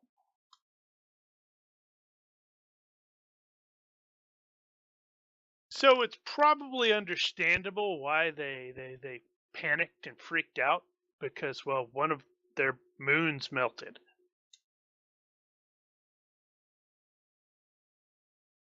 That wasn't us. Well, it kind of sort of was. That's true. Everybody is kept completely sequestered from one another. You don't see anybody else but interrogators, and even then, the interrogators are pretty much faceless, and quite often they're almost or they're probably using holograms and stuff like that. So in the process, you're gonna be subjected to medical stuff, drugs and stuff like that. The interrogators are really, really good, and well, it's really hard to influence somebody if they're not actually there. In the course of the interrogate, is anybody doing anything but just going, "Yep, these are the facts"? Are you trying to hold out any information? I don't know why we would try to hold out, right? Has the captain given us any instructions prior You haven't to seen the captain. No, prior to being arrested. If they interrogate us, say nothing or anything like that. No, that never came up. Yeah, I don't think we ever established that anything we encountered was secret. Other than it potentially being ancient tech, which just carries with it a certain imperial attitude already. Are they asking about anything other than the events of last season?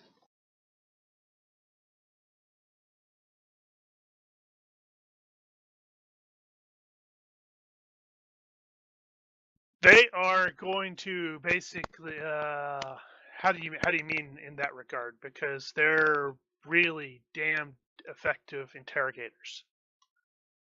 Well, I mean, are they asking about like the Spinward Stars history and business and stuff like that, or do they just want to know what we're doing here? That will eventually be come up, because they're gonna eventually have a whole bunch of interesting factors or facts on all of the various PCs, like that Buck spent time in prison. Eddie has a, let's call it, checkered past. Wow, Armin's gonna really bother them. She's going to NPC status soon, so she'll be fine. Or not. It wasn't really prison. It was more like smuggler college.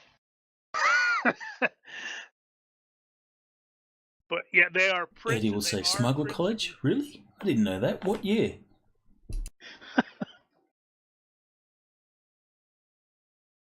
Do you know Professor Solo? Go Bears!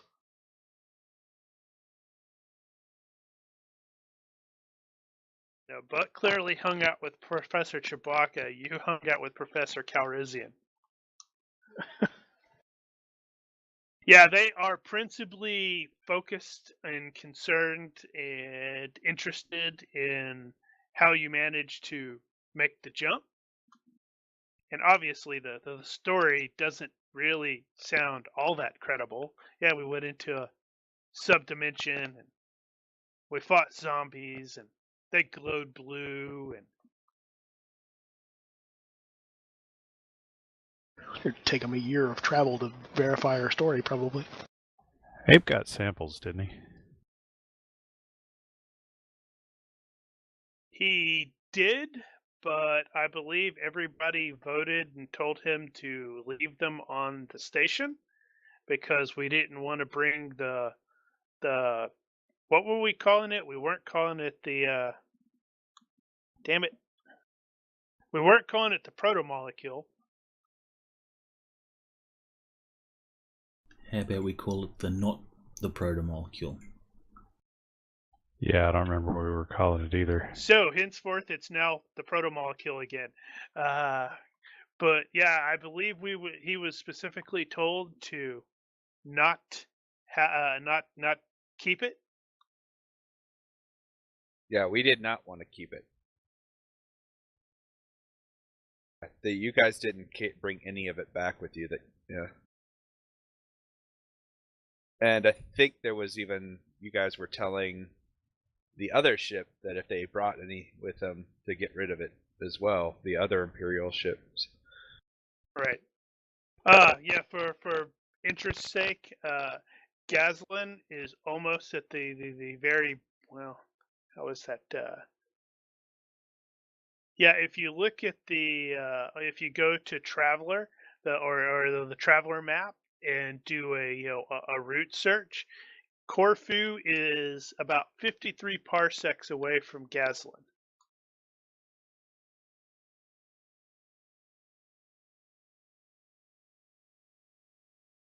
So normally that would have taken what, 18 jumps.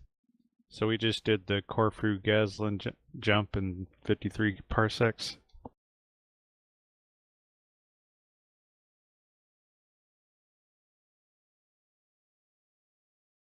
But yes, so they are. It sounds like nobody's got any reason to hide. Groovy. Nope. Protomos.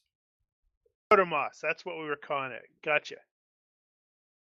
All right. So, around day 31, although honestly, yeah, you guys have mostly lost track of time since all you see is another interrogator, different group, different guy, different hollow. Oh, hey, we're using drugs today. Great. About day 31, each one of you is going to be informed that the story mostly seems to check out, although obviously they are still investigating some stuffs. So you are being moved to a slightly more comfortable facility. You are not being released yet. At which point everybody is reunited with everybody else. Yay! Huzzah! With the Bruh. exception of Enzo. Also size there. It looks like he's been messed up.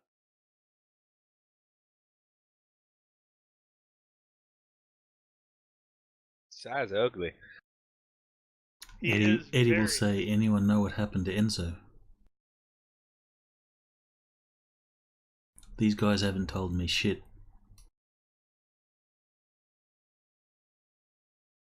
Your brain isn't supposed to be flat on one side?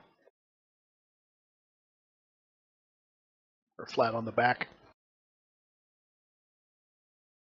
Right, so you are now in what amounts to low security prison. Food's better. Some luxuries are available. Oh wait, that's totally wasted because Daniel's AFK, but he gets to assuage his VR addiction, which they held off and used that against him. From Glovel, regarding Enzo, you will find out that he is alive, but the damage was significant to the brain. So they're doing what they can, but honestly, you're not supposed to hit your head at bulkhead at 10 Gs.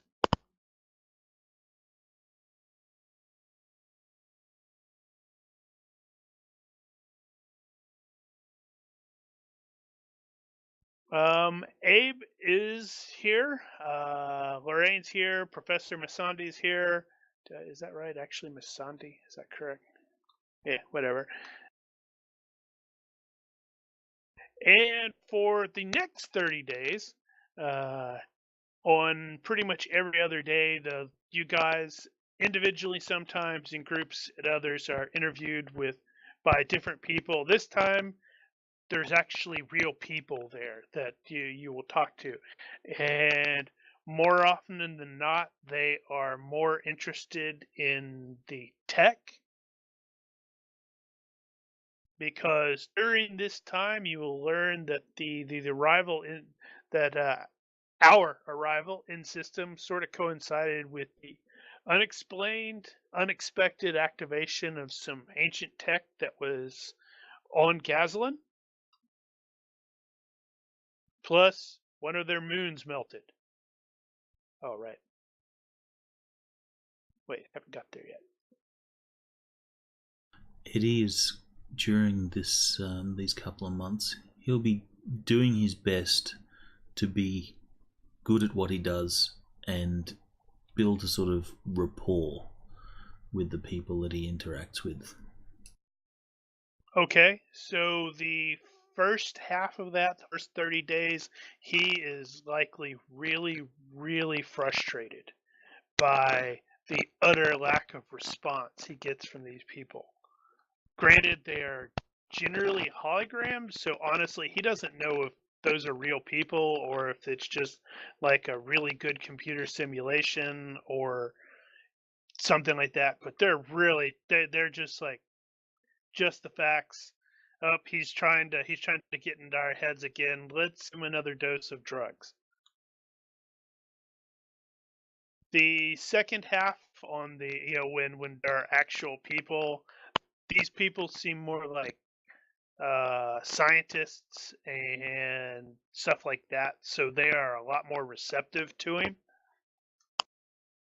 Although you still have some guards that are keeping an eye on everybody, like, Eddie will be friendly. He'll like say good morning to the guards and, how's it going? Ouch! That was not necessary. Okay. How was your kid's birthday and that sort of stuff? If he can get that sort of information out of them through just general chat. He's just trying to be charming. So when they ultimately have to beat us up, they're going to go, oh man, I really don't want to do this, but I've got to break your legs. I'm going to feel bad about this. I'm going to still do it, but I'm going to feel bad about it. Yeah, that's what Eddie's aiming at. Yeah. Ella's going to kind of do the same thing, but she's more of the nosy type. So she's actually going to ask them about the ancient tech that has been activated and like what kinds of things. And she also wants to get like some current events just to kind of get an idea about, once they're finally done with us, we got to figure out what we're going to do, and we need to know the lay of the land, like current events, that kind of thing. Right. Yeah. Okay. Yeah. Like I said, the second half is going to be a lot more conducive to that.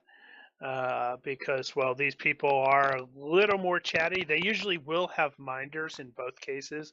So if they start to drift too far, maybe somebody will go, that's enough, and change the thing. But regarding the tech, they're mostly baffled. They're like, yeah, they have been investigating it, but they hadn't actually seen it, well, do much of anything. And then a whole bunch of them lit up, and the moon melted, and a ship appeared. And things got very exciting then.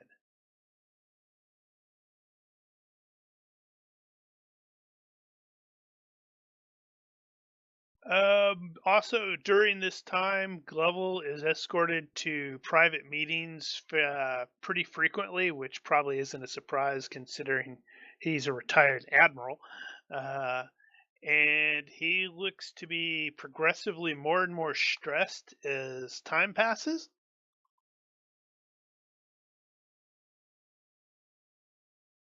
Stressed. We will nosy Ella will query him about his stress. Well, it's just it's one of those that he's the people in charge basically want they want the PCs and the NPCs, they want everybody to just sort of disappear, and he's doing, he's pulling in strings and calling in favors and all this stuff to avoid that, or trying to, and just not really liking to play this game. And burning through all his clout. Oh, he burns through that like on day 2. Yeah, well, an unfortunate side of that is it's going to take however many weeks to get any sort of response on that too. Indeed, it's a little weird. So when you But say disappear, do you mean lock us up and throw away the key kind of disappear, or kill us disappear, or what? that's the debate. Or make us Gotcha. invisible disappear. Or see if they can fit us back through the hole. Disappear. Yeah, that does it. It doesn't seem to be working. Bet But Nate has confiscated all the artifacts too at this point. I mean, all Oh, we yeah. need is to be given our ship back, and we can make repairs and be out of their hair. We'll just leave. Shout out If to you have an Bruno, NDA who's to joined us sign, on the a stream. non-disclosure agreement, I'll sign it. hey, Bruno. Yeah, that's the thing is he's basically trying to work that angle. But since everybody had like recorders and stuff like that stuff has been obtained, so it's one of those that all of the information sort of checks out, and now they're just arguing. The various alphabet soup organizations are arguing about who gets to take over at this point.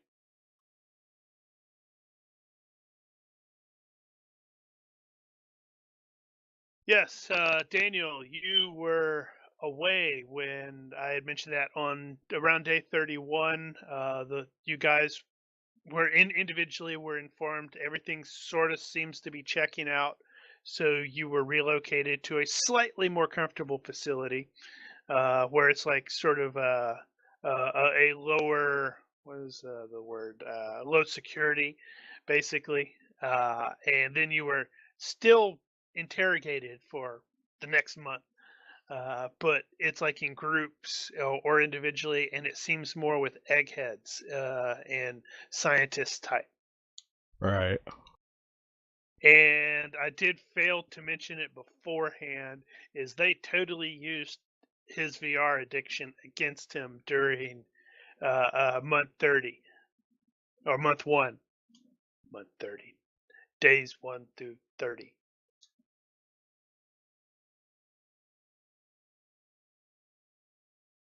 Right. So, about 2 months after you've been arrested, Glovel sort of gets everybody to together. He is actually wearing his uniform again, which is a little strange, but hey, that's fine. And he tells everybody, well, good news. We are being released.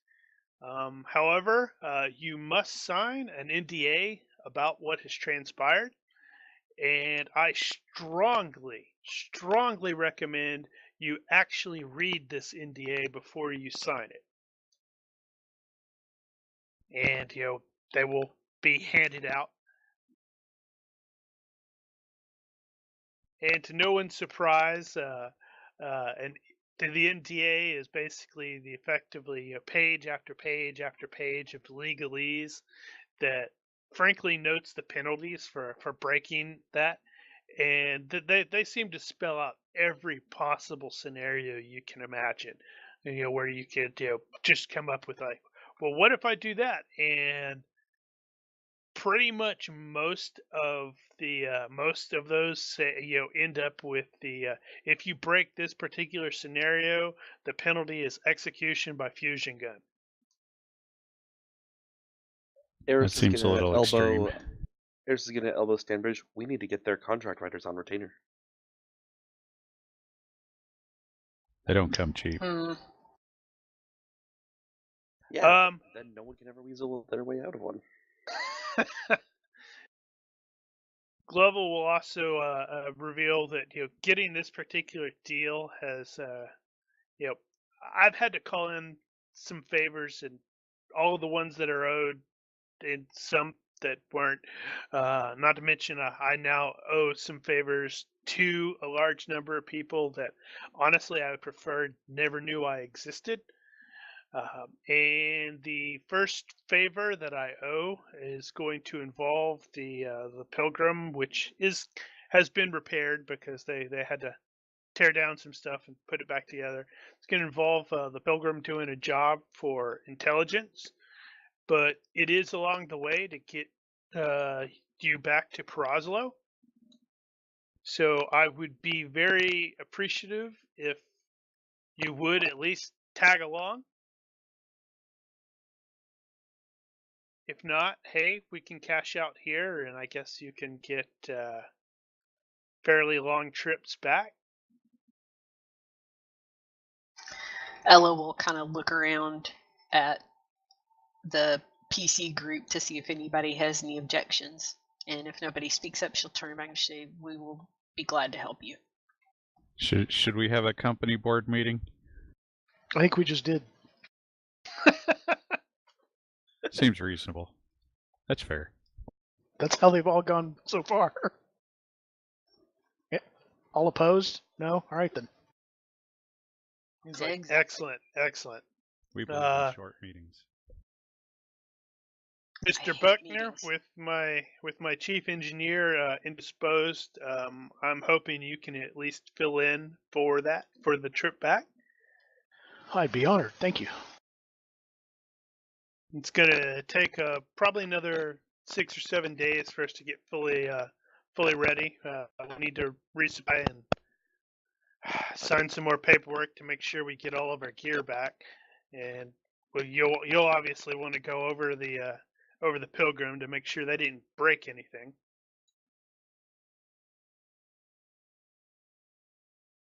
Of course.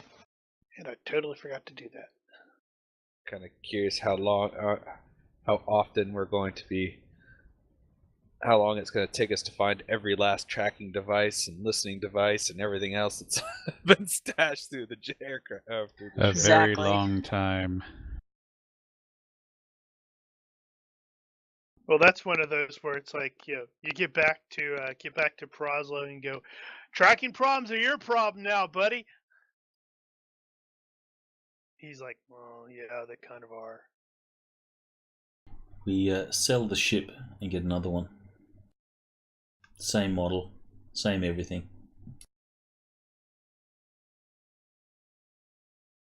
Except the name is called Less Aimless Pilgrim. Artful Dodger.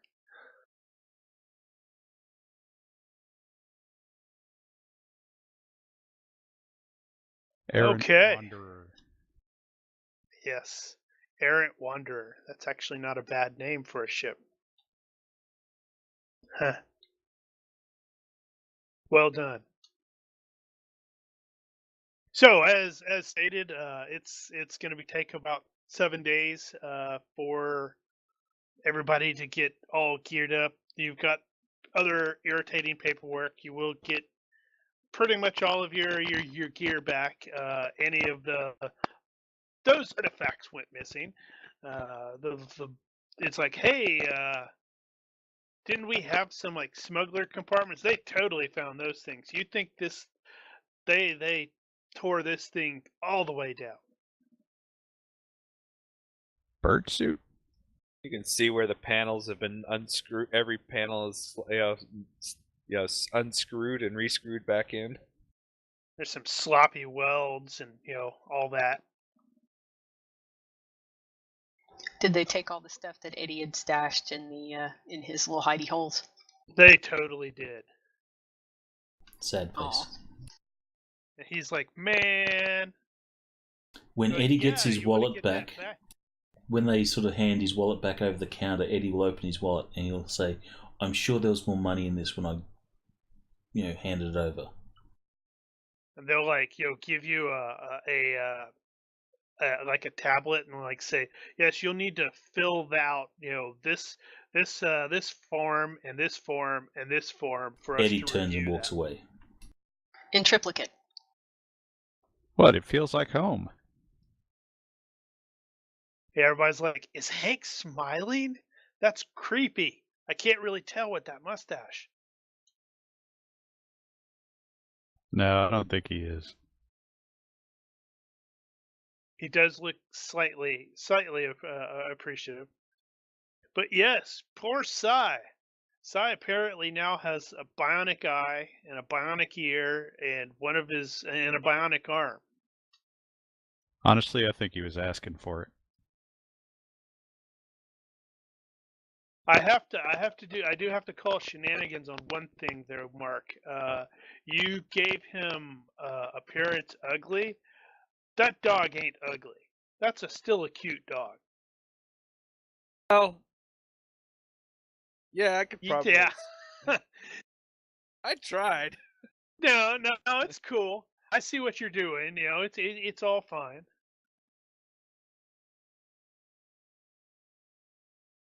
You need to get better cybernetics. Tell you what, Si, I know a guy. It's a really far away, but he knows a guy.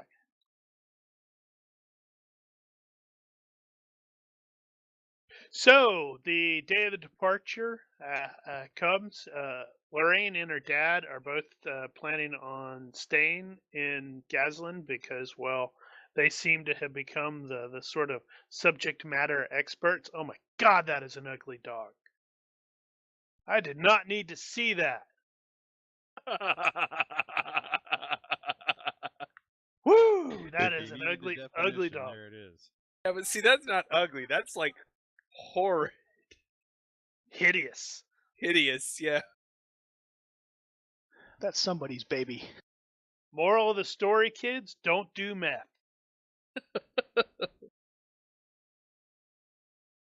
Right, so Lorraine and her dad are staying in Gazlan, as stated.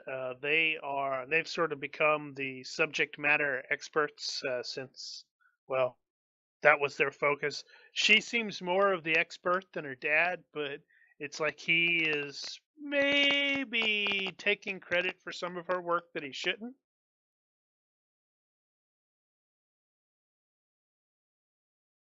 But, you know, that's how it goes.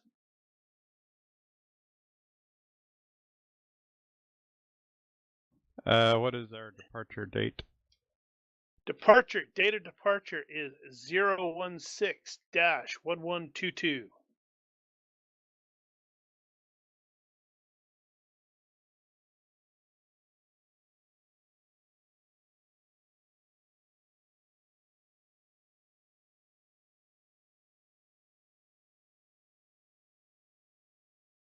So, as indicated, Gazlan is a pretty big planet, or not big, but advanced. Is there anything special or anything specific that anybody's looking for in the process while there? Or are you guys just doing I want to get the hell out of here before they decide to stick me in a hole? Eddie's looking for a good deal. On what? On whatever he can get that's going to back home. Strictly if it's legal here, I'd like to get some APHD ammo for that sweet extra armor divisor. I don't remember how much of that I had left. Let's see. It looks like law is actually fairly high. It's moderate law and no firearms. Ah, then no, nothing for me. The government is a civil service bureaucracy. So it's like you go to, yeah, that's terrible. Ugh. Just like home. Hank's wet dream. No, it's not his wet dream. It's just what he's used to. I'm Yeah, sure there is there a was. reason why he just. You get accustomed to a certain level of anality. I'm sure there was a way to find out when a character was created in GCA. Yeah. Well, that should have Go timestamp on the log. That's it. He found it. All right. So, date of departure comes. I'm, Oops, sorry. Yeah. Ella is going to make sure that the ship is restocked. I'm sure Hank was probably going to do that as well. But in addition to assisting with that, she is going to hunt around and carouse around until she finds out where the best darn coffee shop is and pick up some of their like ground coffee or coffee beans for the trip. Nice. It is a wet world. Buck So was made May 9th, 2015. yeah, mine's not. If I opened Abe, it wouldn't be right because I ended up having to redo some stuff and in a completely my GCA character our file got messed up, so I had to rebuild him later. Ooh, it's So 1.2. Eddie's gravities.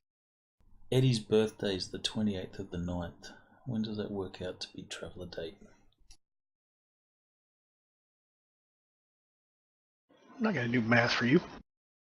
Oh, okay. Well, how many days is that? Is it a leap year?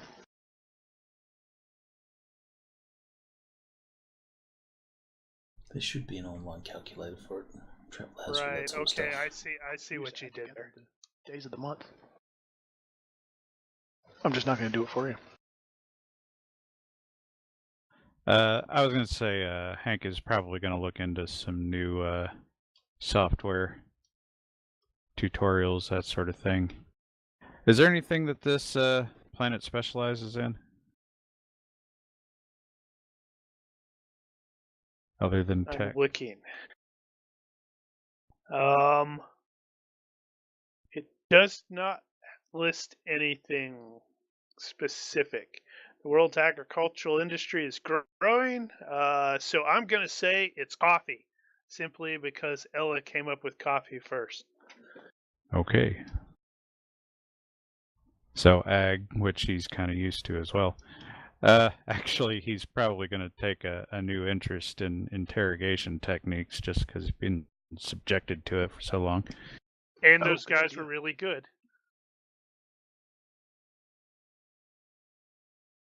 I could just see Hank as they're interrogating him. So, what kind of drugs did you just give me? Because I'm really curious. You would totally do that.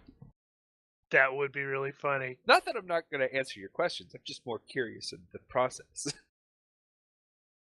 I mean, I'm totally trying to learn how to do interrogation on my own because I can't stop talking right now. Whatever you gave me just makes me just want to just say everything that comes to my head. So I just noticed that. Yeah, so everybody can heal themselves up to max hit points. Ah, thanks. Yeah, because they're going to give you medical treatment eventually.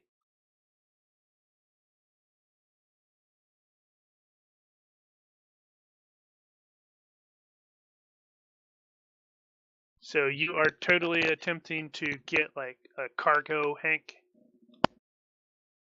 This thing doesn't hold cargo. Yeah, that's crap. Yeah, it's all luxurified. No, I was just asking to see if they had something going on here that I could learn or learn about. Let's see. But, it doesn't. Like it really. Yeah, it doesn't. Well, honestly, the wiki doesn't have a great deal on gasoline because everybody just hangs out in the Spinward Marches. It's high-grade living conditions, good climate, non-harmful environment, archaeological site with suspected high-tech remnants, subsector capital, has a nearby Imperial naval base. It also has a scout base. Yeah, maybe this is where he saw the space bikes and decided I'm gonna get a space bike. Okay, he saw space bikes. Sounds cool. He's not buying. Saw He's not buying swoops. He's now decided that this is going to be a thing. I'm going to do that.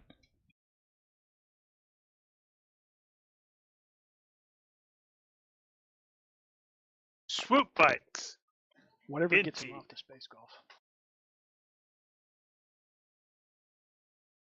Oh no, me and Daniel had talked about the space golf crap, and we're like, damn, we actually made when we were discussing, we're like, that actually sounds like it'd be kind of neat.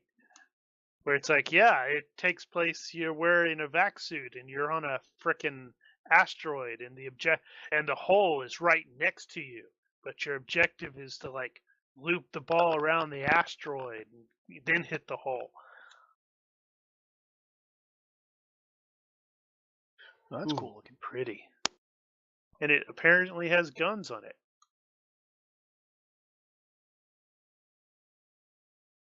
That is really cool looking. Oh yeah, that one. Okay, so date of departure comes. Sorry. Yeah, go ahead. No, I was just going to say you should paste that into the chat so anybody watching who's interested can see it, because it's cool looking. Actually, what I can do... They can't click that chat. I mean, the one they can click. Oh, I see what you mean. Yeah, that could have worked too. Didn't think about that.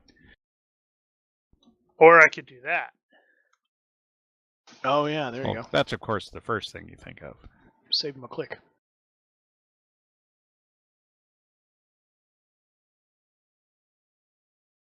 Okay, so... Yeah, it's really cool looking. I like it. Right, so the date of departure arrives. Everybody is, since it was pointed out that it's like really, really heavy here, 1.29, everybody's like probably kind of glad to get off this planet. How long are we here? 7 days. Well, technically 7 days.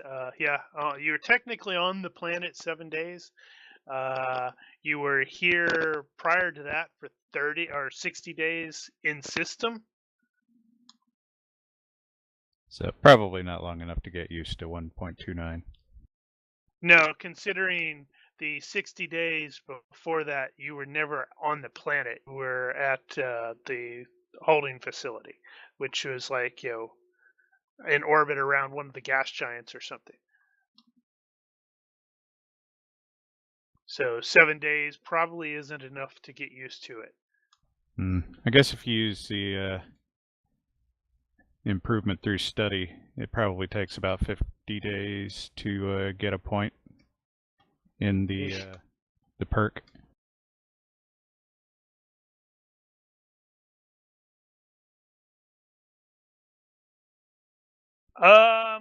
Let's see. So, Mark, you can probably release Armin if you wish now, since Sai is out and about. Let's see. Right. So I'm gonna have everybody shoot me a perception check in the box, please.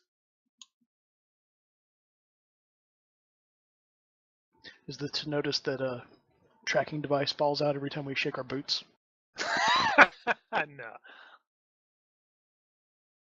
What we don't know is the tracking devices have been inserted and attached to our colon, inside our colons. You'd think you would Damn notice. Damn it, Mark. Beep, beep.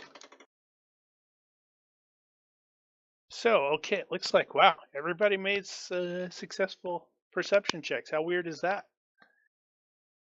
Pretty weird. And, Melissa's always griping about her dice hating her. She got a success by 8. Woohoo!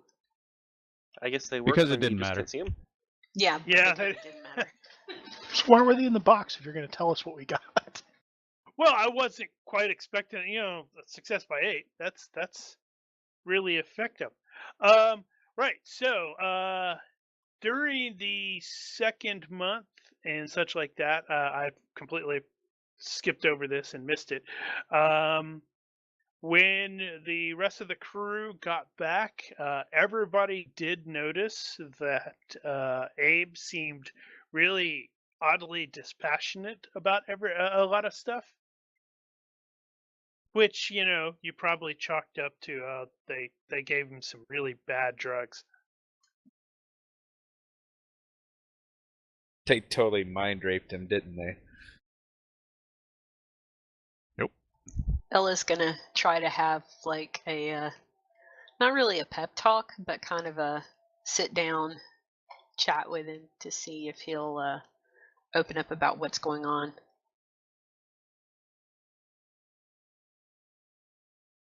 He is not really excited about doing that.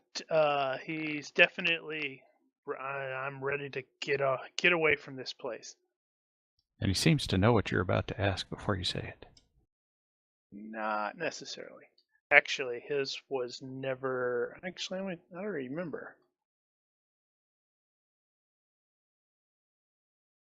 Oh yeah, he did have telereceive, but it required physical contact. Once you put her hand on him, like friendly, like he immediately knew what you were going to ask him. So, I have a question. I was looking at the character selection pop up. I clicked on it. Brian, probably the person to answer. Maybe Mark. I see two versions of Psy here. One of which has dash server. Oh, right. Yeah. So what you're seeing is the one that was created on your side. So server character, and then the one I pulled was I guess I grabbed my other one. So I don't need the dash server one. I can get rid of it. It should drop it No, off. it's the local one you want to get rid of. So if you click the down arrow, there's a... Oh, sorry, it's a blue up arrow. But the non-dash server one is slightly better in terms of point-wise.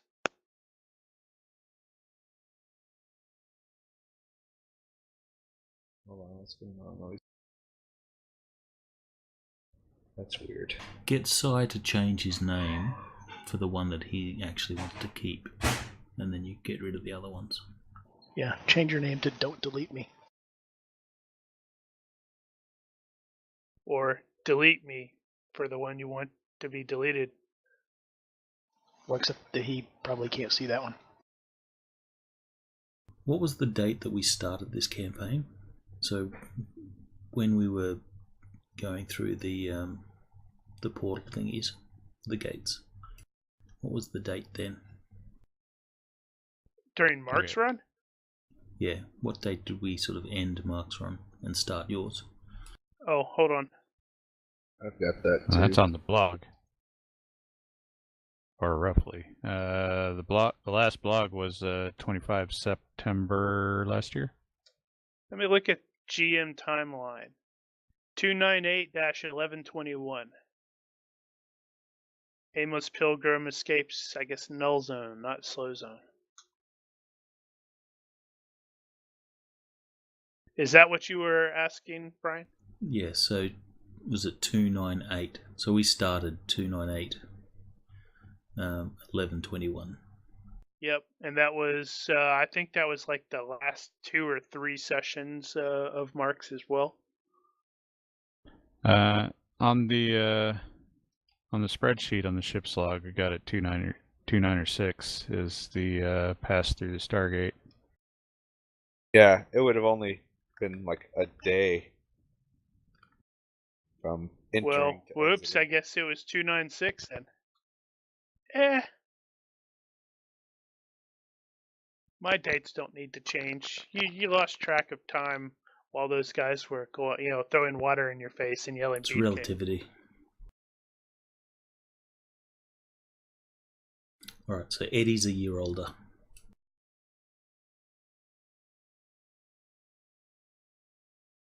Oh, you figured that out.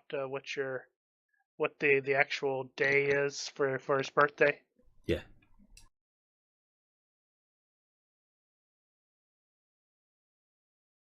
Nice. Okay, I had so that for Hank. day of departure arrives. Everybody's getting there. Glovel informs that gonna the mission is they need to first proceed to Peridot, which is, a jump away. That's Trojan Reach D, Hex 2805, if you're looking for it. And from there, they are going to be proceeding to what is, and he's going to wait until everybody's sealed up and you're actually off the planet to cover the rest. Is like from Peridot, they are going to actually, or you're going to actually enter officially an empty system, which is Hex 3004 on purpose. Glovel will reveal that there actually is a star there with a gas giant. It's just been, evidently the system has been intentionally removed from all known from the star charts for some reason. He doesn't They're know. building a clone army there. Damn Kaminoans. Do we have a sector map for this? I did not. It's not that hard to make really quick.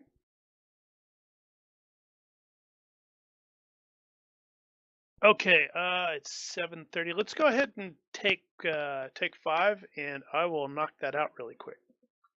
Roger, 5.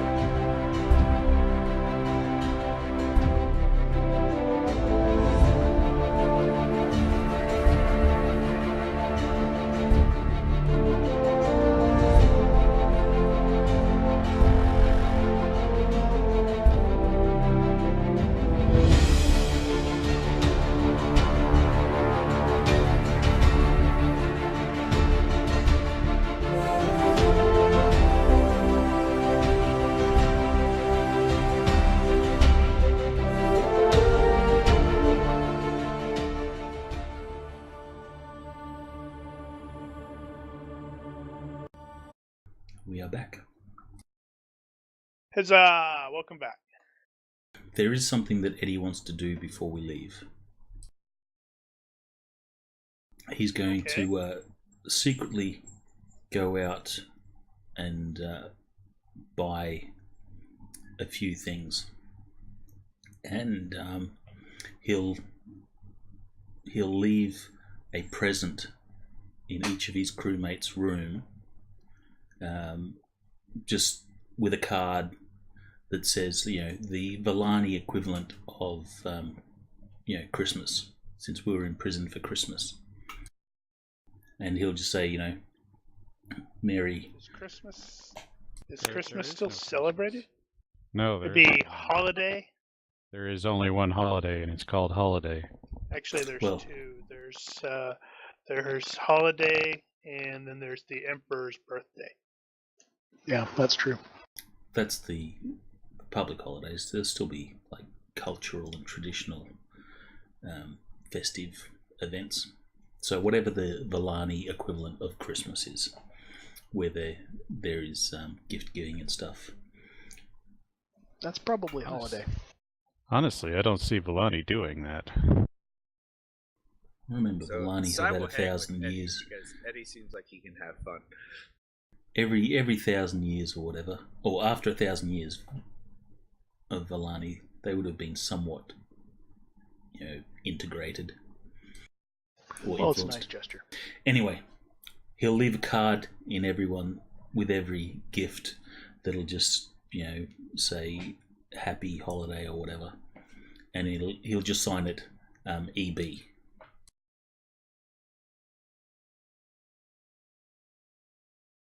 Because we all were in prison during that period. Very thoughtful. Thank you. Indeed. Ella will check whatever is left for her for explosives, strange devices, Recording devices. Yeah, anything that looks suspicious, and finding nothing, she will for Ella. To thank. Oh gosh. For Ella, it does have an odor. And Ella's gift will be some special coffee beans. Special? How special? Like some, exotic coffee beans. Oh, okay. Well, unless you want the Amsterdam special coffee bean. That's what I was wondering what it was. Like coffee with a C or coffee with a K? Yeah. So anyway, she'll make a note of mental note to thank Eddie for the thoughtful gift. Maybe she should thank him after she tries it.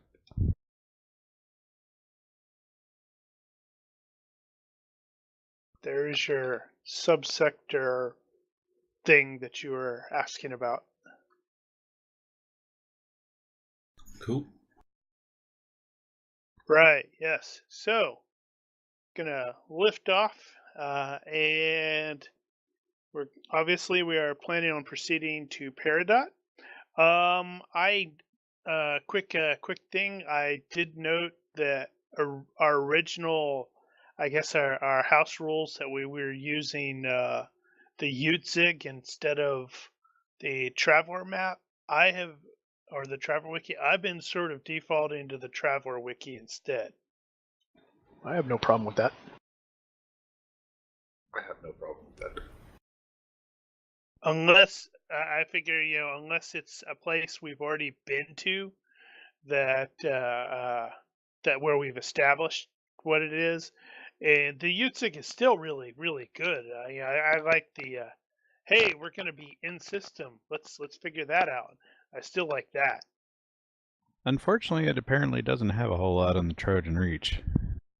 No, I just like the look of these better because they look more like classic. Yeah, I've been messing around with that Traveller map. It's got some pretty awesome stuff. Like, I totally love the calculate jump route feature.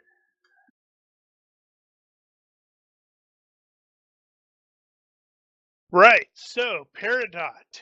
It is a large, rich world. It's got a dense, breathable atmosphere, 91% hydrographics. Its planet's landmass is pretty much several large archipelagos. I totally mispronounced that. Most of which are southern hemisphere. Um, Glovel will reveal that he's not actually intending on landing unless the crew asks for it. You know, he just wants to get this stuff taken care of so everybody can go back to having a normal life.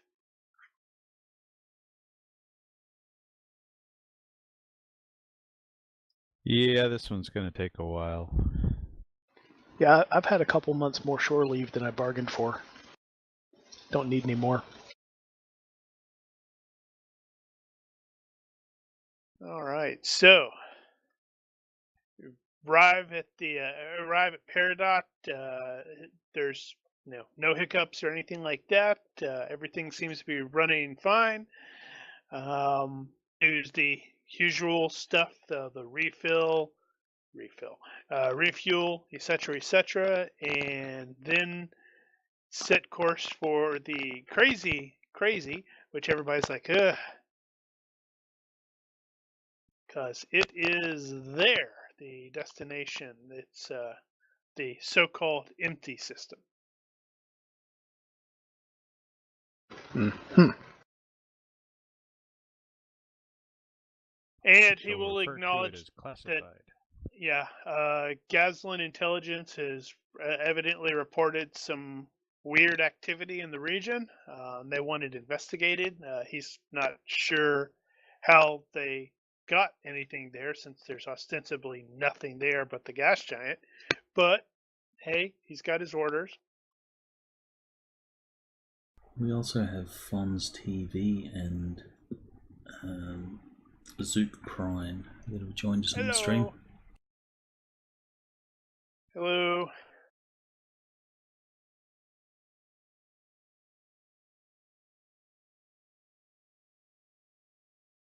So we refuel at Peridot and head off to the 100 diameter limit and make the jump. And arrive, and as indicated, there's obviously the initial, okay, this is gonna really suck if they lied to us. I mean, it's gonna really suck if they lied to us. But there does seem it's like a really weak red giant that looks like it's mostly burnt out at this point. But there is a ugly gas giant in system and probably some rock balls.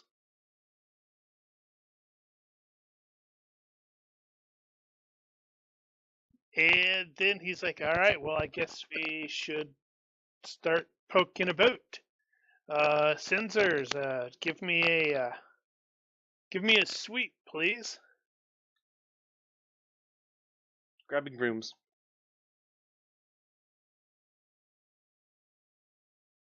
Did you say a boot?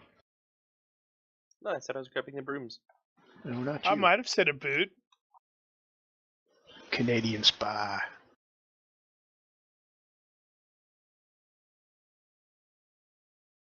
Wow, considering I was born in Florida, I think.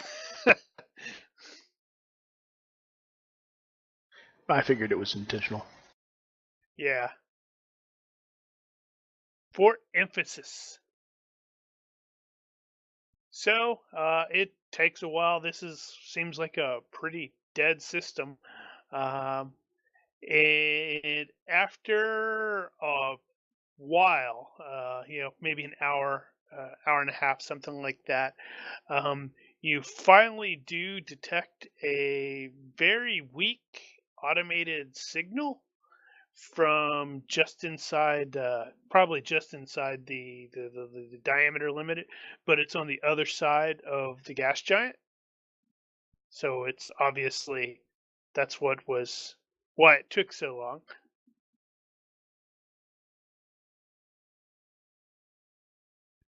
Global orders. All right, set a course. Let's go check it out. get there, then refuel, then hopefully get out of here. Easy peasy. I got a bad feeling about this. That's right. He totally, what could go wrong? Nothing could go wrong here. So once you get in there, it is a fairly large vessel that is present, but it seems pretty much powered down.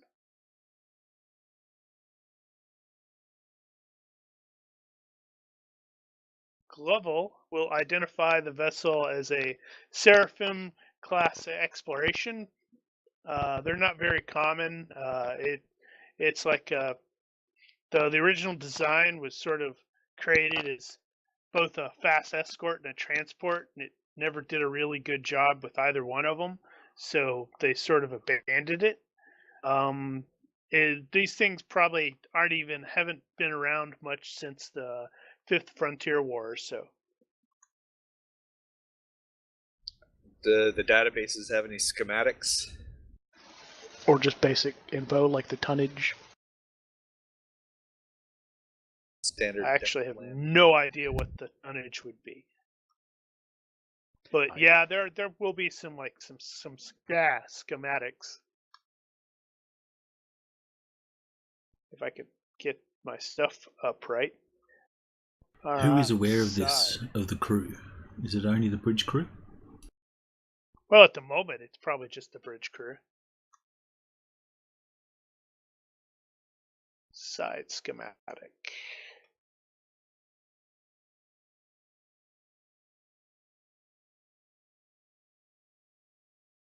Main schematic.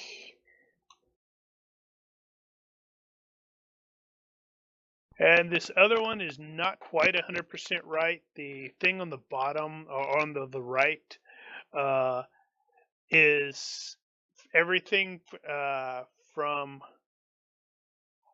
about there back is actually like fuel tanks instead of what it appears. So extended fuel tanks as opposed to additional cargo. Right. Top. Yeah. Glovels will study the stuff for a little bit. It's just like obviously, what did he make? He made it by 7. So your sensors check. It does have minimal power, and there does not appear to be any structural damage. So that's when he's like, okay, now I'm a little creeped out. The structure seems intact. They still have power. Wow, I totally hadn't. I wish I'd remembered that. Now I'm going to pretend that was intentional. You're not supposed to tell us.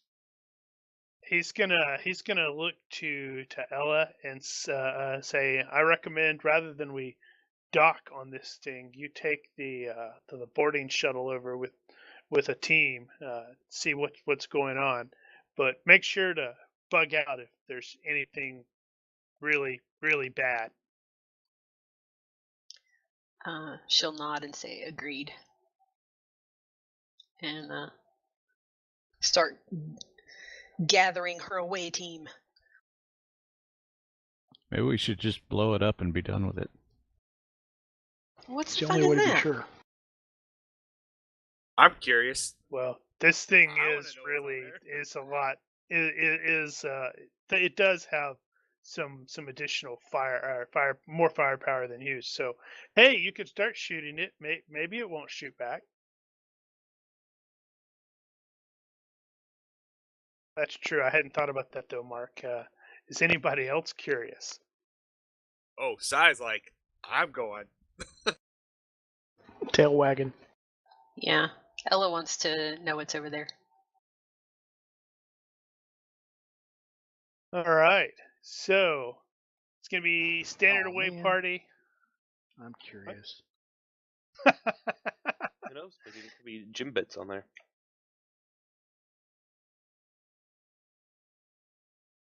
Presuming I felt my standard away party. Abe is also curious and would like to tag along. Besides, there might be somebody hurt.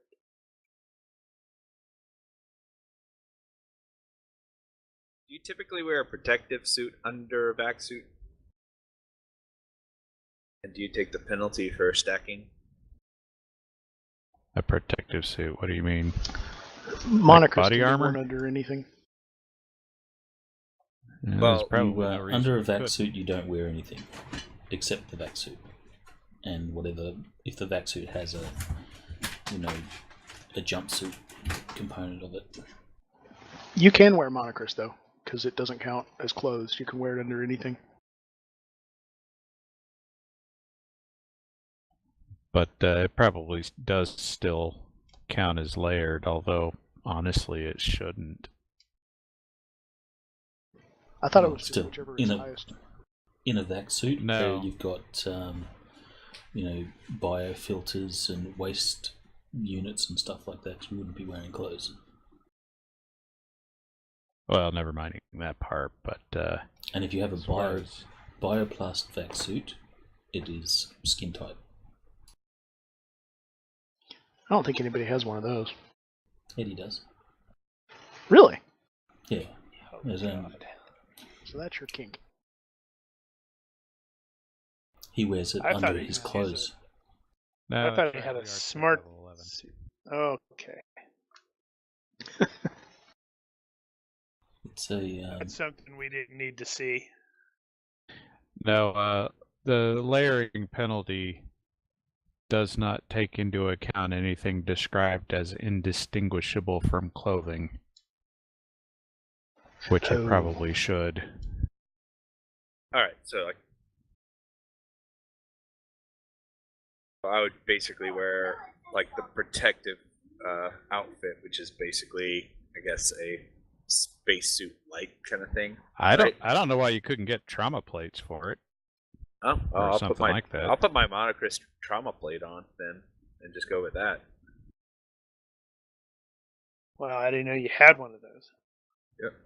Well, I have a Monochrist tack vest with a plate, but if I just strap the plate onto the Monochrist vac suit, then that'll work. Unless you can put Okay. the tack vest over the spacesuit, but I don't think that works that way.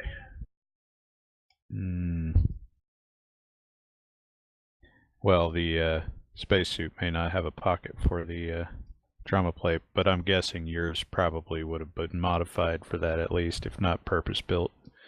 Oh, I would yeah, since you're a definitely do spy. You may have special equipment.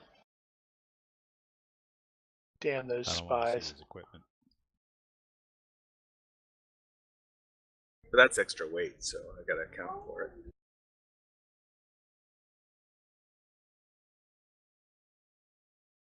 All right, these- so go ahead. Good. No, I was going to say these are mechanical counterpressure suits, so they have to be form-fitted. So yeah, wearing stuff under it is probably a bit counterproductive. It's the plate over it.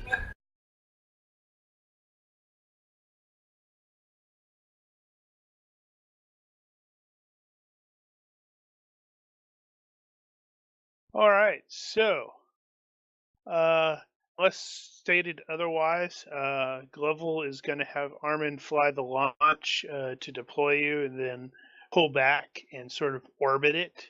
So if you're like, hey, we need immediate stuff from this location, she'll try to get to an airlock that's much closer.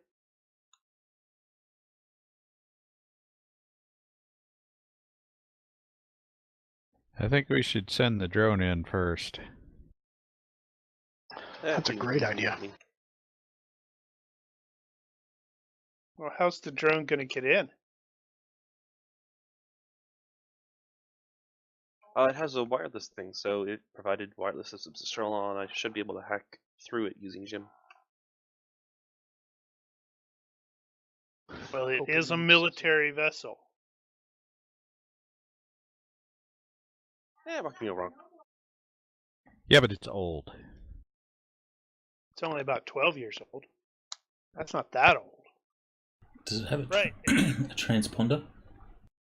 Well, if somebody An forgot. active power. transponder? No. And it's called Drake? Yes. Since it has no transponder, we're just getting that from the markings. Correct. And it Gotcha. does have, Imperium Navy markings and stuff like that. So everything looks right. It's just for some reason everybody's all creeped out. I don't know why. Should we try comms?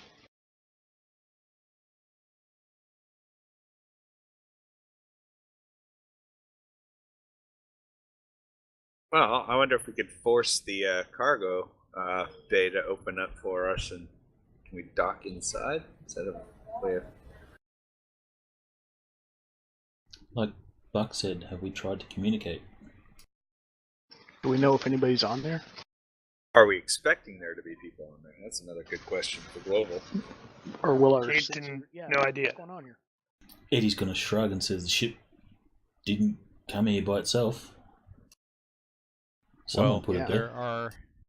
There are at least one or two windows on it. We should probably scour those and see if anybody's Fly by. inside first. Slow And fly. no reason we can't try some comms and see if somebody will pick up. They're at least transmitting. Are they transmitting? Why? No, they're not. And they would have warned us off by now. Didn't we pick up signal? Isn't that how we got here? Picked up minimal. Hold on. Yes. Sorry, my mistake. Your fault. We picked them out of... I have to look at the... There is a very weak automated signal of some sort from it. Oh. Enhance.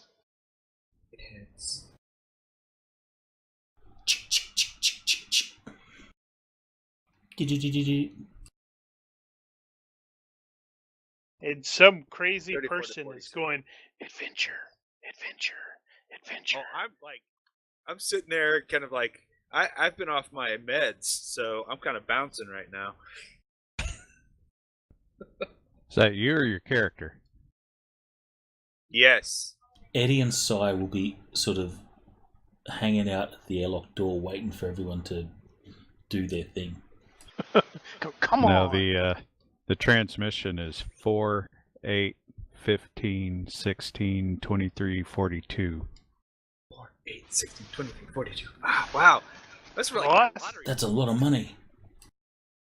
Actually, I failed my curiosity roll, so I'll be down there at the airlock with you going, come on. Abe's right there with you guys. Come on. Is that lost, Daniel? Yes, it's Maybe. lost. See, I don't remember. I don't remember lost. So But you thought of it. it took me a minute. I'm like, that sounds vaguely familiar. Okay, so we're gonna do a flyby with the to the windows. I'm presuming, and this could be incorrect, you're going to be doing that in the launch, not the actual ship.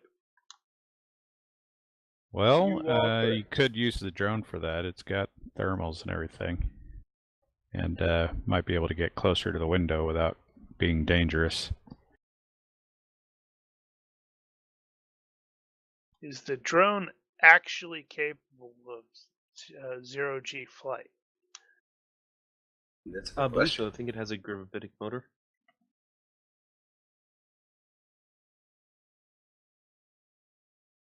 Is it gravitic? I thought that's what we had it as. Should say. Hold on. I'll look. Oh, it says it's flight.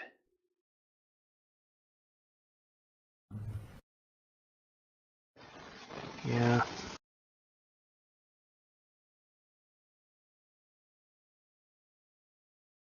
If I it's might have gravitic, it'll need a gravitational field to operate. Either shipboard or planetary or something. Well, unless we're in the Lagrange point, there should be something. Well, we're in orbit. Just outside Oh. the 100, just inside the 100 diameter limit. Oh, I don't. Well, if there's enough gravity for an orbit, there's gravity. Yeah, it Seems doesn't reasonable. specifically say whether it's gravitic or not. Alright, let's see. Enhanced move through air, flight. I'd have to look at the actual GCA file. Now, to be fair, given the way that particular device / character was created, it probably doesn't even have pressure support.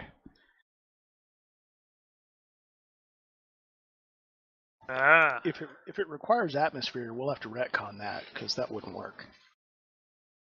No, it's easy enough to say, that the guys that were holding him tore him apart, and now he's rebuilding him. Actually, Oh, does it have the machine meta trait? It should. It does. So I can't remember what all is included with that.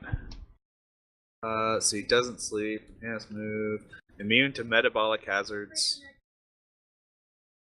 Which I don't remember what that includes. Gas, poison, stuff like that. Let me. I can. Yeah. Let's press, and because I know I have Jim's GCA file. I can. It explains it more inside, I think. So for now, let's just say it's gravitic, and we're within the planet's gravity well, so it's going to work. That's my opinion. Agreed. Cool. We'll fix it in post.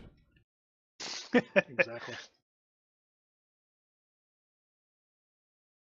So we do a sweep of the windows. There does not seem to be motion. Not even the zombies. Wait, that's not here. That's really far north. That's like Corfu right now.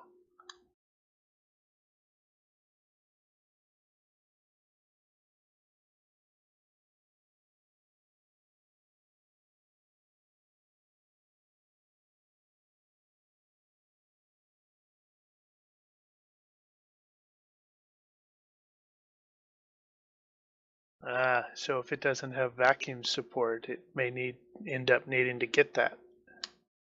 Doesn't have digital mind.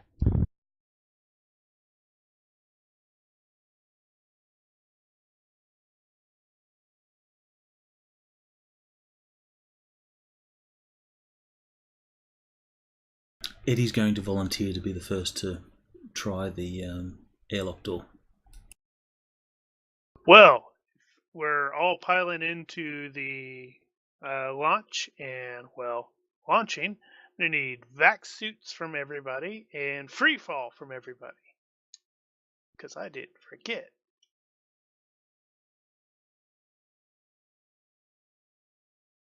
Now, vac suit could, well, everybody's rolling it anyway, but that could easily be a group roll. True, and it could also be classified as a +4 for routine, every day, because, you live in space. Yeah. And we would routinely check each other's suits as well. Like, you missed a seal here, dummy. This isn't right. Your helmet's on backwards.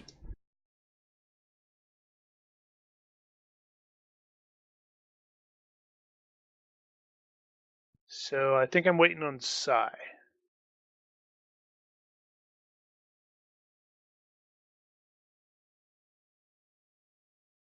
He's having a little bit of trouble with the tail extension of his vac suit. We need to just cut that What? thing off. You just run it down the pant leg. That becomes problematic when he gets all excited and starts wagging. His leg starts flailing about. Well, that happens to some humans too. He's working on another computer at the moment. The nerve! Yeah, we're not in the middle of anything here. Right, so it sounds like Eddie is volunteering to do something crazy. Where are you planning on securing or entering? Is there a main airlock?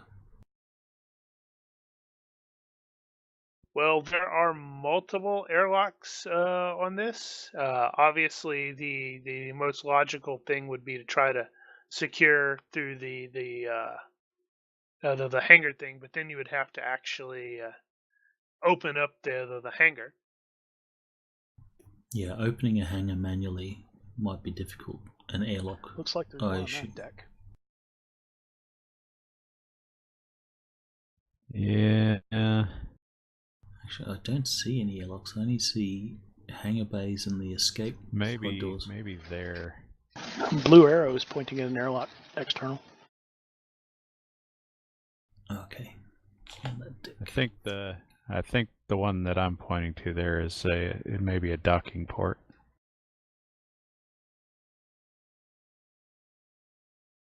You're green. Oh, hey, No, so I failed I think a you're free fall pointing to a storage area. It also looks like the bridge has one in its ceiling.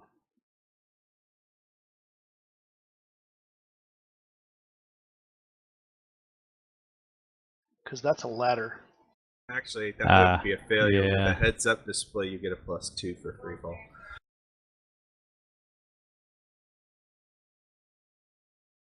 I don't know if that's an airlock though in the bridge. I think that's just a hatch. That's a ladder. Yeah, if it's a ladder, it's going up to an airlock, probably. And there's a seal before the ladder, so I think that ladder is inside an airlock. So the inner hatch is a door to the bridge, and the outer hatch is an overhead. That's my guess. Yes, Yeah, I think it that looks is like correct. On the side view, it looks like it's got a little tube going up. Alright, well Eddie will suggest let's go up through the top. We can at least see that there was no one in the bridge.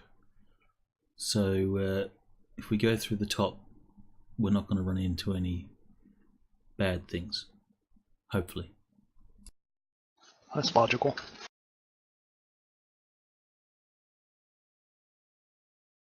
Sounds good to me. So Eddie will free fall to the port. He will take a second look through the bridge windows just to make sure that there's no monster there, because he's fully expecting it. Untethered spacewalk over to it? Eddie's a spacer. Man, that's risky. And that's the last time we ever saw Eddie. Risk is his middle name. I free-falled by 4. Nailed it. Eldrazi Risk Bakarin? Yeah, I always thought it was a little weird. He's impulsive and overconfident. Okay. So, you managed to get there? Eddie will first try and open the airlock. He'll hit the normal airlock open buttons. There is the expected hiss. The hatch comes open, and Eddie, I need you to give me a will check as a body comes tumbling out.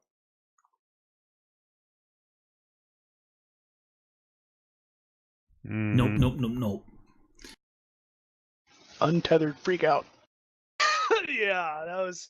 Eddie like, Eddie is going to kick off, with the jump scare as his body floats out, and then shoot himself. So now we have to rescue Eddie. New mission, guys. Back in the launch. We'll get on the comp to call Armin to fly the thing over and scoop him up. Oh, yeah, that's a good idea. Or just bump him over. Whatever. Aren't we all in the shuttle? Everybody but you. You took a free flight over to the ship. I He suppose you said, could I got this, and went out, and everybody's like, what is he doing?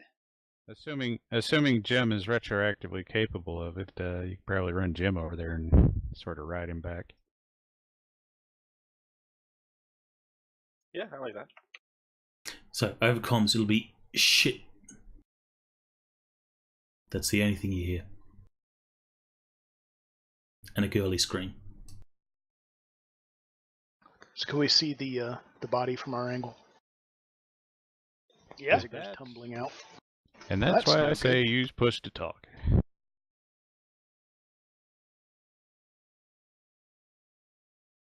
Yeah, he seems it seems to be a crewman of some sort.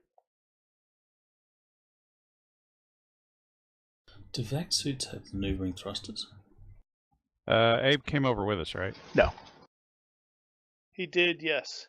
Let's see if we can get a cause of death on that. We'll have Not to just by retrieve looking at him. Yeah, he'd have to Wow, retrieve the it. body. It's tumbling away in space. Well, I can fetch it.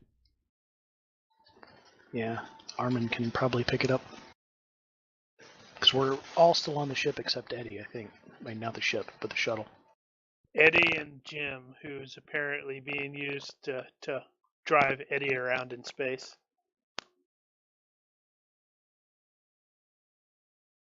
Well, can Jim also get the body back? Not at the same time. I don't he get the even body think first? he's. What is I'm this? just kidding. Oh wow! I didn't realize. Damn, Jim is really strong. Mm-hmm. Never mind.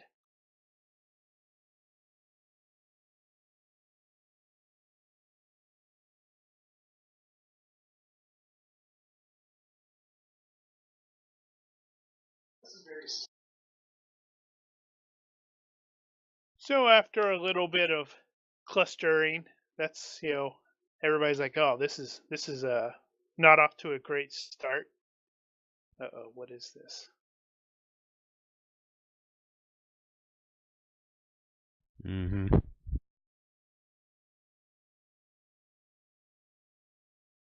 Right, so it sounds like we are retrieving the body and taking a look at it.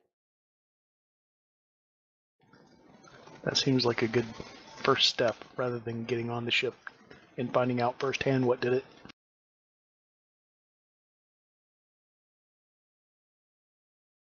Well, based on the look of it, yeah, when you bring the corpse back or into the launch, you can kind of understand why Eddie reacted the way he did, because a lot of the flesh looks like it's been seared off or something, and actually Buck is probably the first person to immediately identify the thing. It looks like this guy was hit by like a ruptured hose, the scalded hose sort of thing.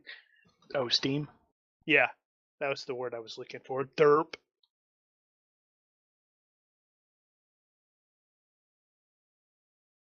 Buck will say, I've seen that before.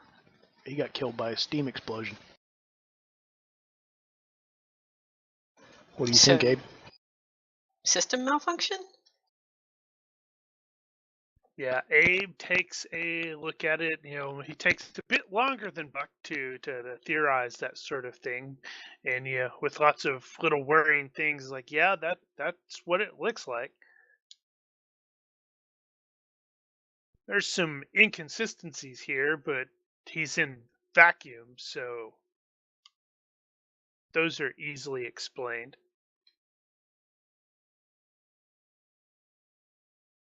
Are there any open ports or anything like that? No? Looking at the map, there are some escape pods, so if they had been used, for example, that might be Nope. evident.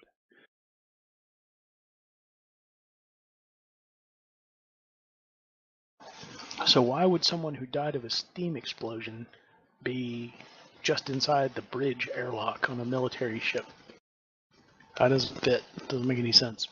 Safe place. Took shelter there. He was Well, hiding we from the should ninjas. examine the airlock. Took shelter and then got killed by steam in the airlock? That's what I Hiding mean. from I don't get it. ninjas. Yeah, but maybe he took the steam burns before he got in the airlock. Well, if we examine the airlock and there's a loose cut steam hose, then we know. It says quite possibly he burnt and then he was stuck in the airlock forever and just died. Right. So we're going to need to go over there, and everybody, of course, be on your guard. Space armor first. Or be on Eddie's guard. Hey, you're space armor. Yeah, that's what I mean. I mean, we should go first, because first of all, we're immune to steam. Whatever the heck did that. So, if Eddie gets towed back by Jim, he'll take a few moments. He will take a few moments to recover. He'll adjust his vac suit a little bit where he peed a little. That's not what you said you did. Fortunately, they're made for that. And once he's cool, he'll carefully check to see if there's any more bodies. Then he'll proceed in very carefully, looking around to find the source of possible steam burns. So Eddie's going in first. I thought Buck was going in first. Well, that was my suggestion. If Buck, Eddie's curiosity is pulling him onward. If Buck got there while Eddie was floating in space, then Buck can go first. Well, we were all on the ship. Yeah, we were And we had to retrieve the body. Yeah, and I think we were going to have Eddie towed back to the ship, our ship, not where he was. Oh, right, towed back to the launch. Gotcha. The Yeah. launch, yeah. Alright, in that case, the Buck will go first. Okay. Okay, so in that case, I wonder what that would be if you're looking for that. Give me a perception-based mechanic roll. Buck. Since you're looking for... Based. Okay, that's going to be straight up because it's the same as IQ. Mechanic Starship. Yes. Nice! The only possible way I could fail. That's amusing. Because It's my like skill is 18. Buck didn't have luck, says did he? No, critical failure by 0. your skill wouldn't have been 18, it would have been perception-based. Well, my perception's the same as my IQ. It would have been the Okay. same value. You're baffled. Actually, that would make me wrong. Like, I would have the wrong conclusion, not just no conclusion. That's true. I got an idea. So my misperception is that for some stupid reason, the engineers who designed this made the hydraulics operate by steam instead of hydraulics. I mean, it's a steam-powered airlock instead of a hydraulic-powered airlock. That's a dumb idea. And it killed this guy. No wonder they got rid of these stupid ships. Yeah. So That doesn't seem right. Yeah, but I'm sure that's what it is. This guy died because this airlock is a faulty design. They should keep them hydraulic like they always have. Dumbasses. Everyone with the Starship engineering is kind of like, What? what? Steam airlock? Well, it is Buck, and he seems to know his crap, so okay. Well, it Yeah. doesn't mean they'll buy it. It just means that they're sure that I'm sure. It doesn't mean they're sure. Yeah. Okay, so you can proceed in, Buck. Hank is suspicious. And Hank's like, no, I'm that like, I doesn't buy seem it. right. Or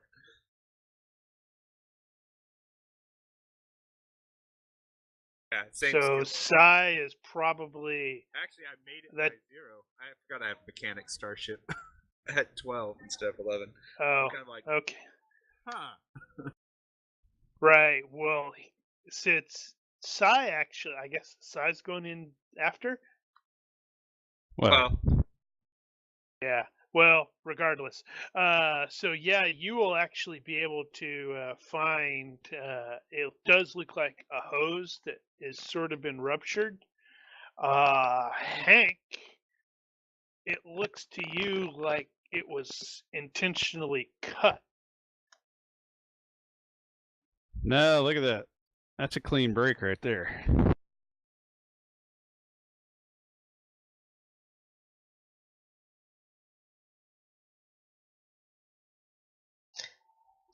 Okay, so it was intentionally cut by this guy or by somebody else? Do we see any other bodies? There's nobody else on that. No, there's nobody else on the bridge.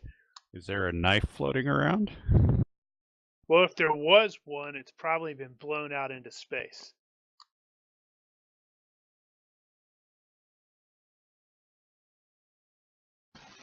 Does the airlock have power? Does it indicate what the atmospheric condition is on the other side? Is it vacuum or pressure?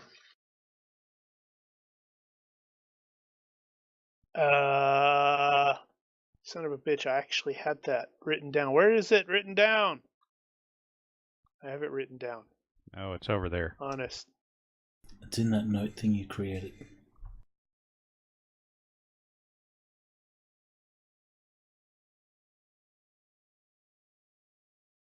It appears that there it is. It does appear that the life support has been powered down. So it's vacuum on the other side, so we can just open it. Yes. Buck will go ahead and open it then. Unfortunately for Buck, ninjas do not spring out and attack him that he can see. Well, if he's not aware of being attacked and he can't see them, then it really doesn't matter. Unless you suddenly just start hurting. Where did this sucking chest wound come from? So I'll look around the bridge. Are there any other bodies or anything? I guess not on the bridge. Nope. Eris would have seen them. Yeah. If there were, Eris would have seen them. So you should drop our tokens onto the map. I guess we will proceed slowly. No, because that gives everybody the mindset that suddenly we are going to be fighting something, and we may not necessarily want that. But that is Buck's mindset at the moment. I mean, he thinks that something is up, and he's got his weapon ready, and he's proceeding slowly.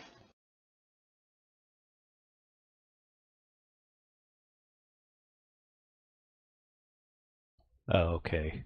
There's the winding stair thing going down.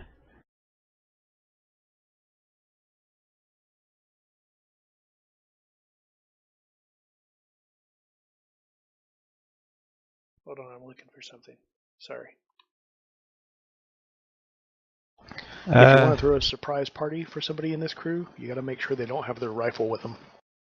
Let's, while we're poking around in here, let's look at the bridge system, see if any of the power is available, anything broken, reported damage.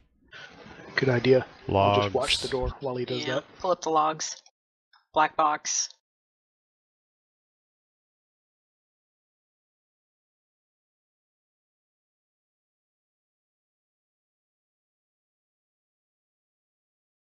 Let's see, there's 2 doors, so I'll just cover both of the doors while they're checking stuff. Okay, I found what I was looking for. No, everything appears to be powered down. Like which is do weird a since shutdown procedure. Yes, that's the weird thing.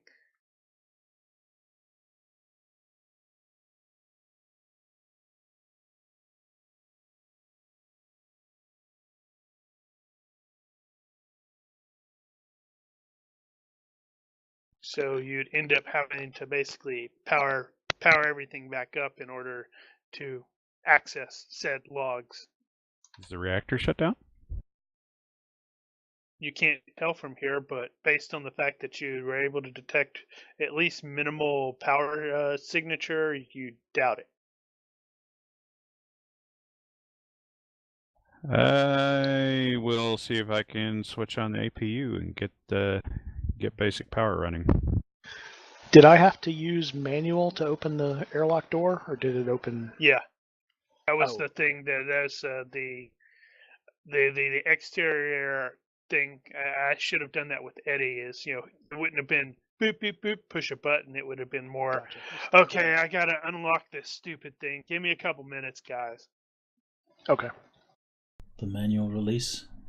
Right. Jerk the lever. Yeah, so we have no indication that there's any electricity. Well, if Hank is going to power stuff up, Eddie will say, "Hold it a minute. I don't know if you want to do that. This ship was powered down for a reason.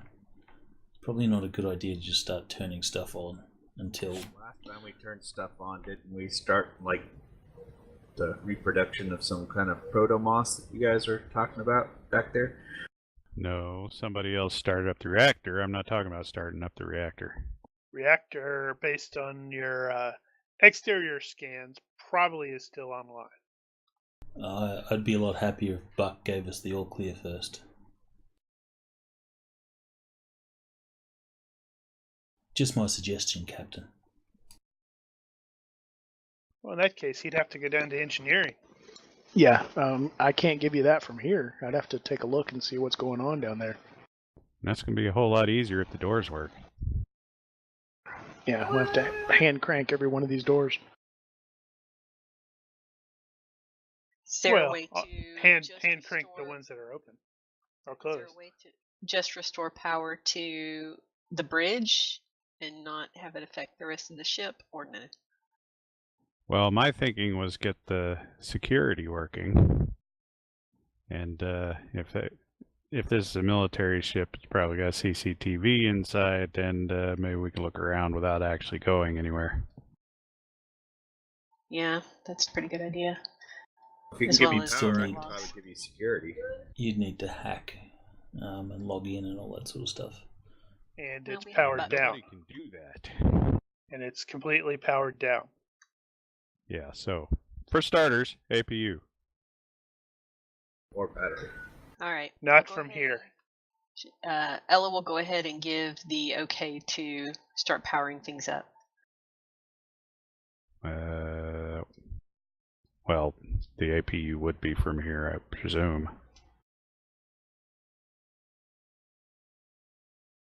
Unless it was severed, the connection. Well, that's another matter. Or unable, that would be an indicator. I mean, I'm fine with heading down with Buck to go see what's down there to get the engines on. I'll give them cover. Besides, I'm Well, kinda why go curious down what's there? going I on. don't have a problem with that. It's just it's going to be. Okay, I slightly understand more what work. you're saying. The auxiliary power unit, right? Okay. I was like, APU? What is he talking about? So we can start up the auxiliary power from here, or do we have to go somewhere else? I would expect to find that sort of thing on the bridge. But then Engineering. again, I'm actually mostly looking. thinking of aircraft. Well, I mean, so the other thing, if it was an emergency power, I mean, it could have been drained, not recharged. yeah. Oh, we don't know till we try. I am actually interested where that would be on a It naval would ship. be in engineering. Well, I would presume that, but That's where it is on boats these days. Okay, well, let's look around, see if we can find something that looks like auxiliary power up here, and if we don't find it, then we'll start making our way to engineering. Does that sound like a plan? Sure. well, on Let's an do aircraft, that. you'd have emergency batteries for all your electrical equipment if you lost generators from the engines. So if the engines were offline, you'd still have emergency power through batteries. You control those switches from flight deck, or at least have some way of remote controlling those switches from flight deck. And he said that the reactor was most likely online, so we should have power available. Unless you have some master cutoff, or again, like you were saying, if there was a way that somebody cut the recharge, or there was a disconnect between the generators and the integrated system. Would you typically need APU power or anything like that for the master cautions to work? So, if you're sitting on the ground without engines, you'd be running an APU. So, basically, the reason you'd run an APU is the APU is just like vital systems, your initial system power up. You couldn't power everything up off the APU because it's not designed that way. And the reason why you have an APU is so you don't drain through the batteries. So... Okay. So, yeah, I suspect APU, if it's operating on batteries, you can probably... I don't know what the appropriate skill... There should be a skill check in that, because this is not something you just necessarily click, click, click, click, I would presume. That would probably be spacer/mechanic. Or engineer, spaceship engineering. Because, the flight deck engineer... Yeah, spacer's fine in this case. Depends on what you mean by engineering. I think the GURPS engineering skill is probably design. It's ship operations.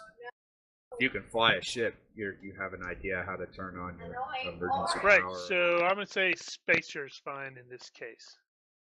Well, since I'm at the panel... Fire it up.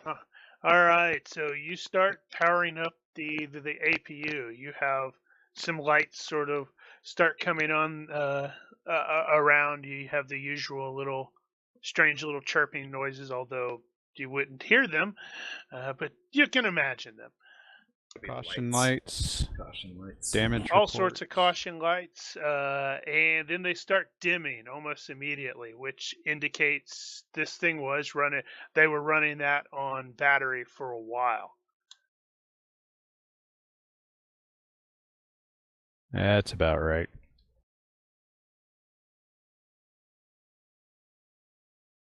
Down we go. Get whatever information we can from it before it dims out. I'll go ahead and start cranking the door because it's going to take a few minutes. Right. Not all of them are necessarily going to be locked and sealed like that. Obviously, the one directly on to the bridge is, because that's what you do. Then you can go down a set of stairs to the science level and could continue down another set of stairs, and then heading into the or heading back to the engineering, such like that.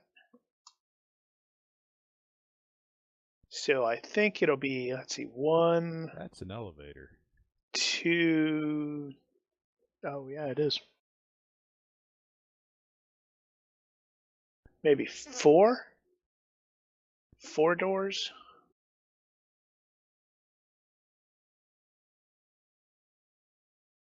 Four doors to get to where? The forward engineering section.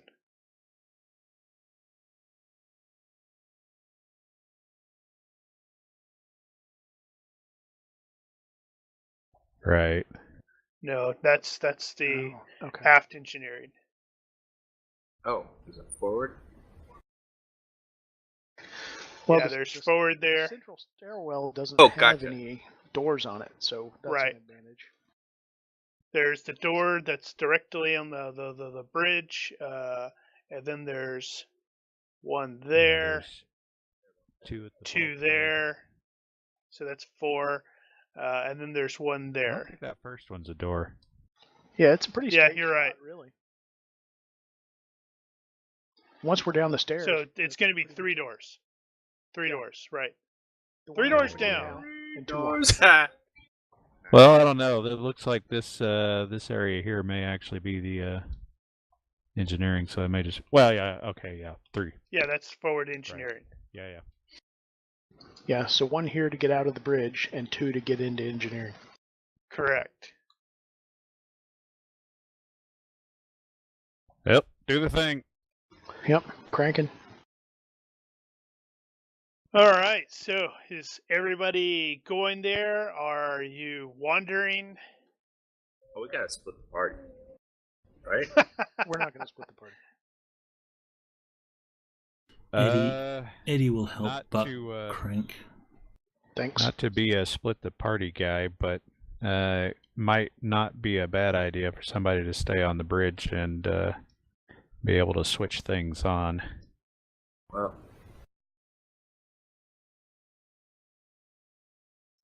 Jim might, or Eris might actually be pretty well suited to that, because then you can still pilot Jim in round and then switch out and help out remotely as necessary. There is that. Oh, yeah, you could even do that from the launch. Mm-hmm. So you wouldn't really Well, be but in he couldn't harm's switch way. things on in the on the bridge. Yeah, but he can go back and forth as he pleases. He could Well, just true. not be on the bridge by himself while we're nosing around. Yeah, it's sealed off. Everything's fine. What's the worst that could happen? Right. Death? If we're going to split the party, then Ella will stay with whoever's on the bridge, so that there is some armor up there. Ella's like, yeah, this is a quick way out off this death trap. Let all these curious weirdos wander around and get themselves killed by monsters. I So can leave. Do we want to all go together, or do we want one exploration party and Ella and Eris staying behind to be ready to cut things on? Yeah, let's do the latter. Ella and Eris on the bridge, and the rest of us down below. God help us. 4 down, 2 up. Maybe we should say Robot. Dice help us. Is Dice the god of RPGs? No? I know at least in video games with the random component is RNGesus, but RNGesus help us.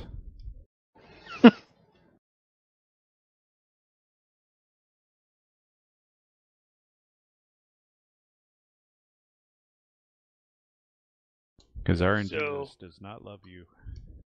It looks to... What's Eddie doing? Eddie's going off by himself. sizing his token or avatar to the grid. Whatever kids call it these days. Where is Eddie going, though? Looks like he's breaking off by himself. No, I just moved it there so I've got a clear image of the grid. You're on the wrong deck.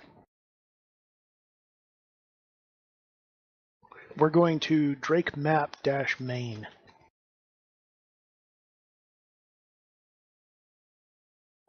Token. That scale is unlocked. That one. That's okay. We got it.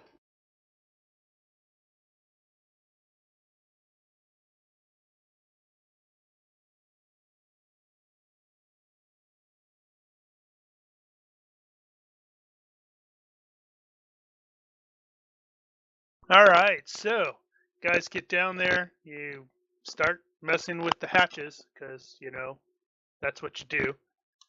Yep. And I am going to presume that you guys are switching off because that's not necessary. It's like, oh my god. All right, my arm's getting tired. Eddie, you do this for a while. And Eddie does it like once and says, my arm's tired. You guys do this for a while. Yeah, I think Buck and Eddie are swapping back and forth while the other two keep watch.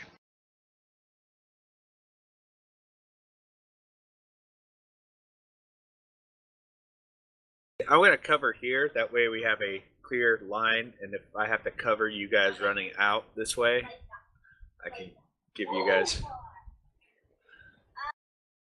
So it takes a little while, but, you finally get the you get the hatches open, and look at that, it looks like forward engineering section.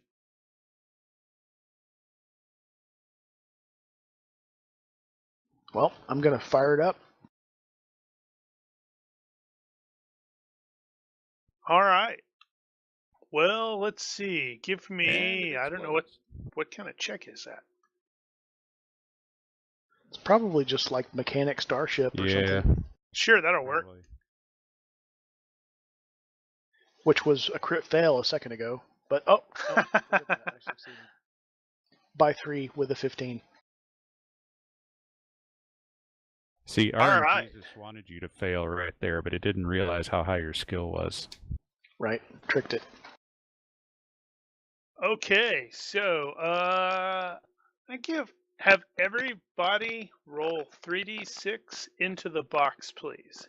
Don't worry about what it is. I know what it is.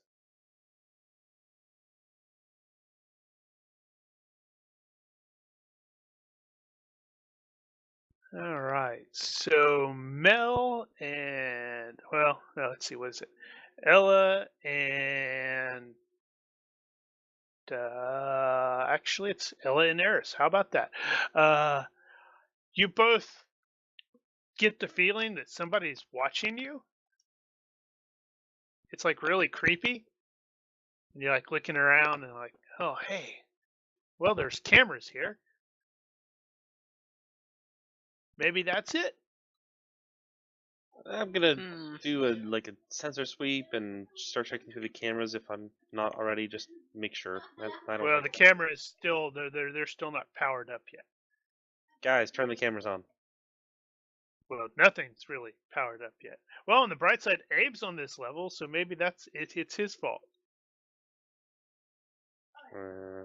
Although he looks probably about as weirded out as you do.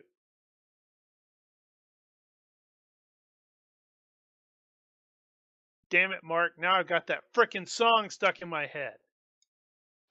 Assuming our radios work inside here, I'm going to say I'm starting up the engines, starting up the reactor.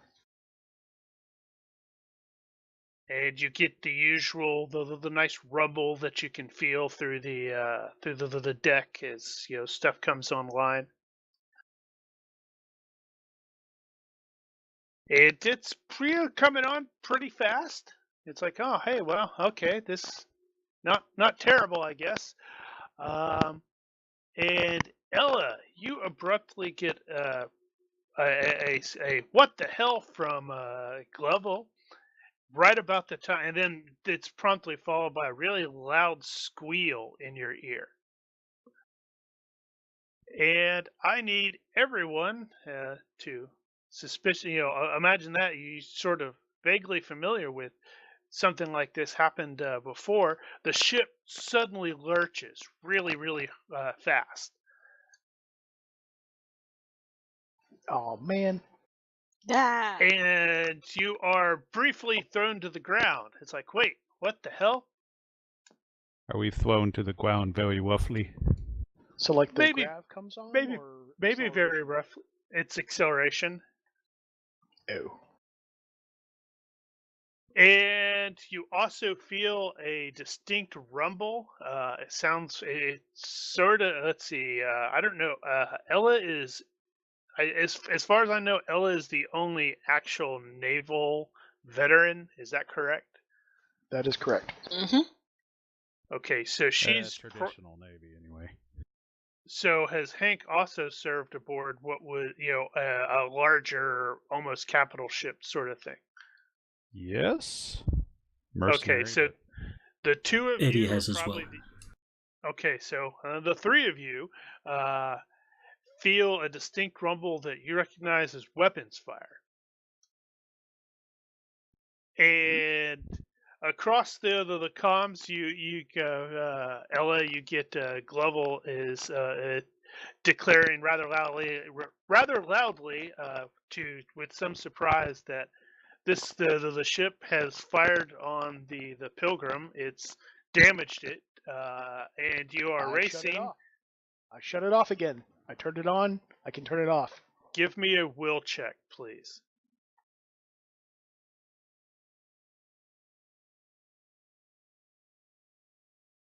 You reach for the shutoff valve, and And the ship says your nah. hand freezes. And you're like, wait, what? And then the ship sort of shakes in a way that everybody is familiar as it goes into jump. Inside the And- planet's gravity well. Well, it's that's possible. And that That's bad. is where we will stop it for the night. Oh Ah! no! Ah, Major cliffhanger. All right, so everybody will get the character point.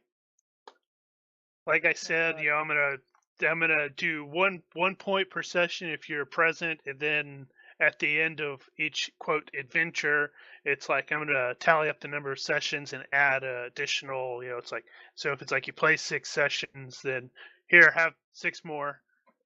So we'll still be doing the 2 at once, but just not initially, because I like to be weird. It's good. Hope everybody had some fun. well, sure. Yeah. Yay, Traveller! Good Woot. stuff.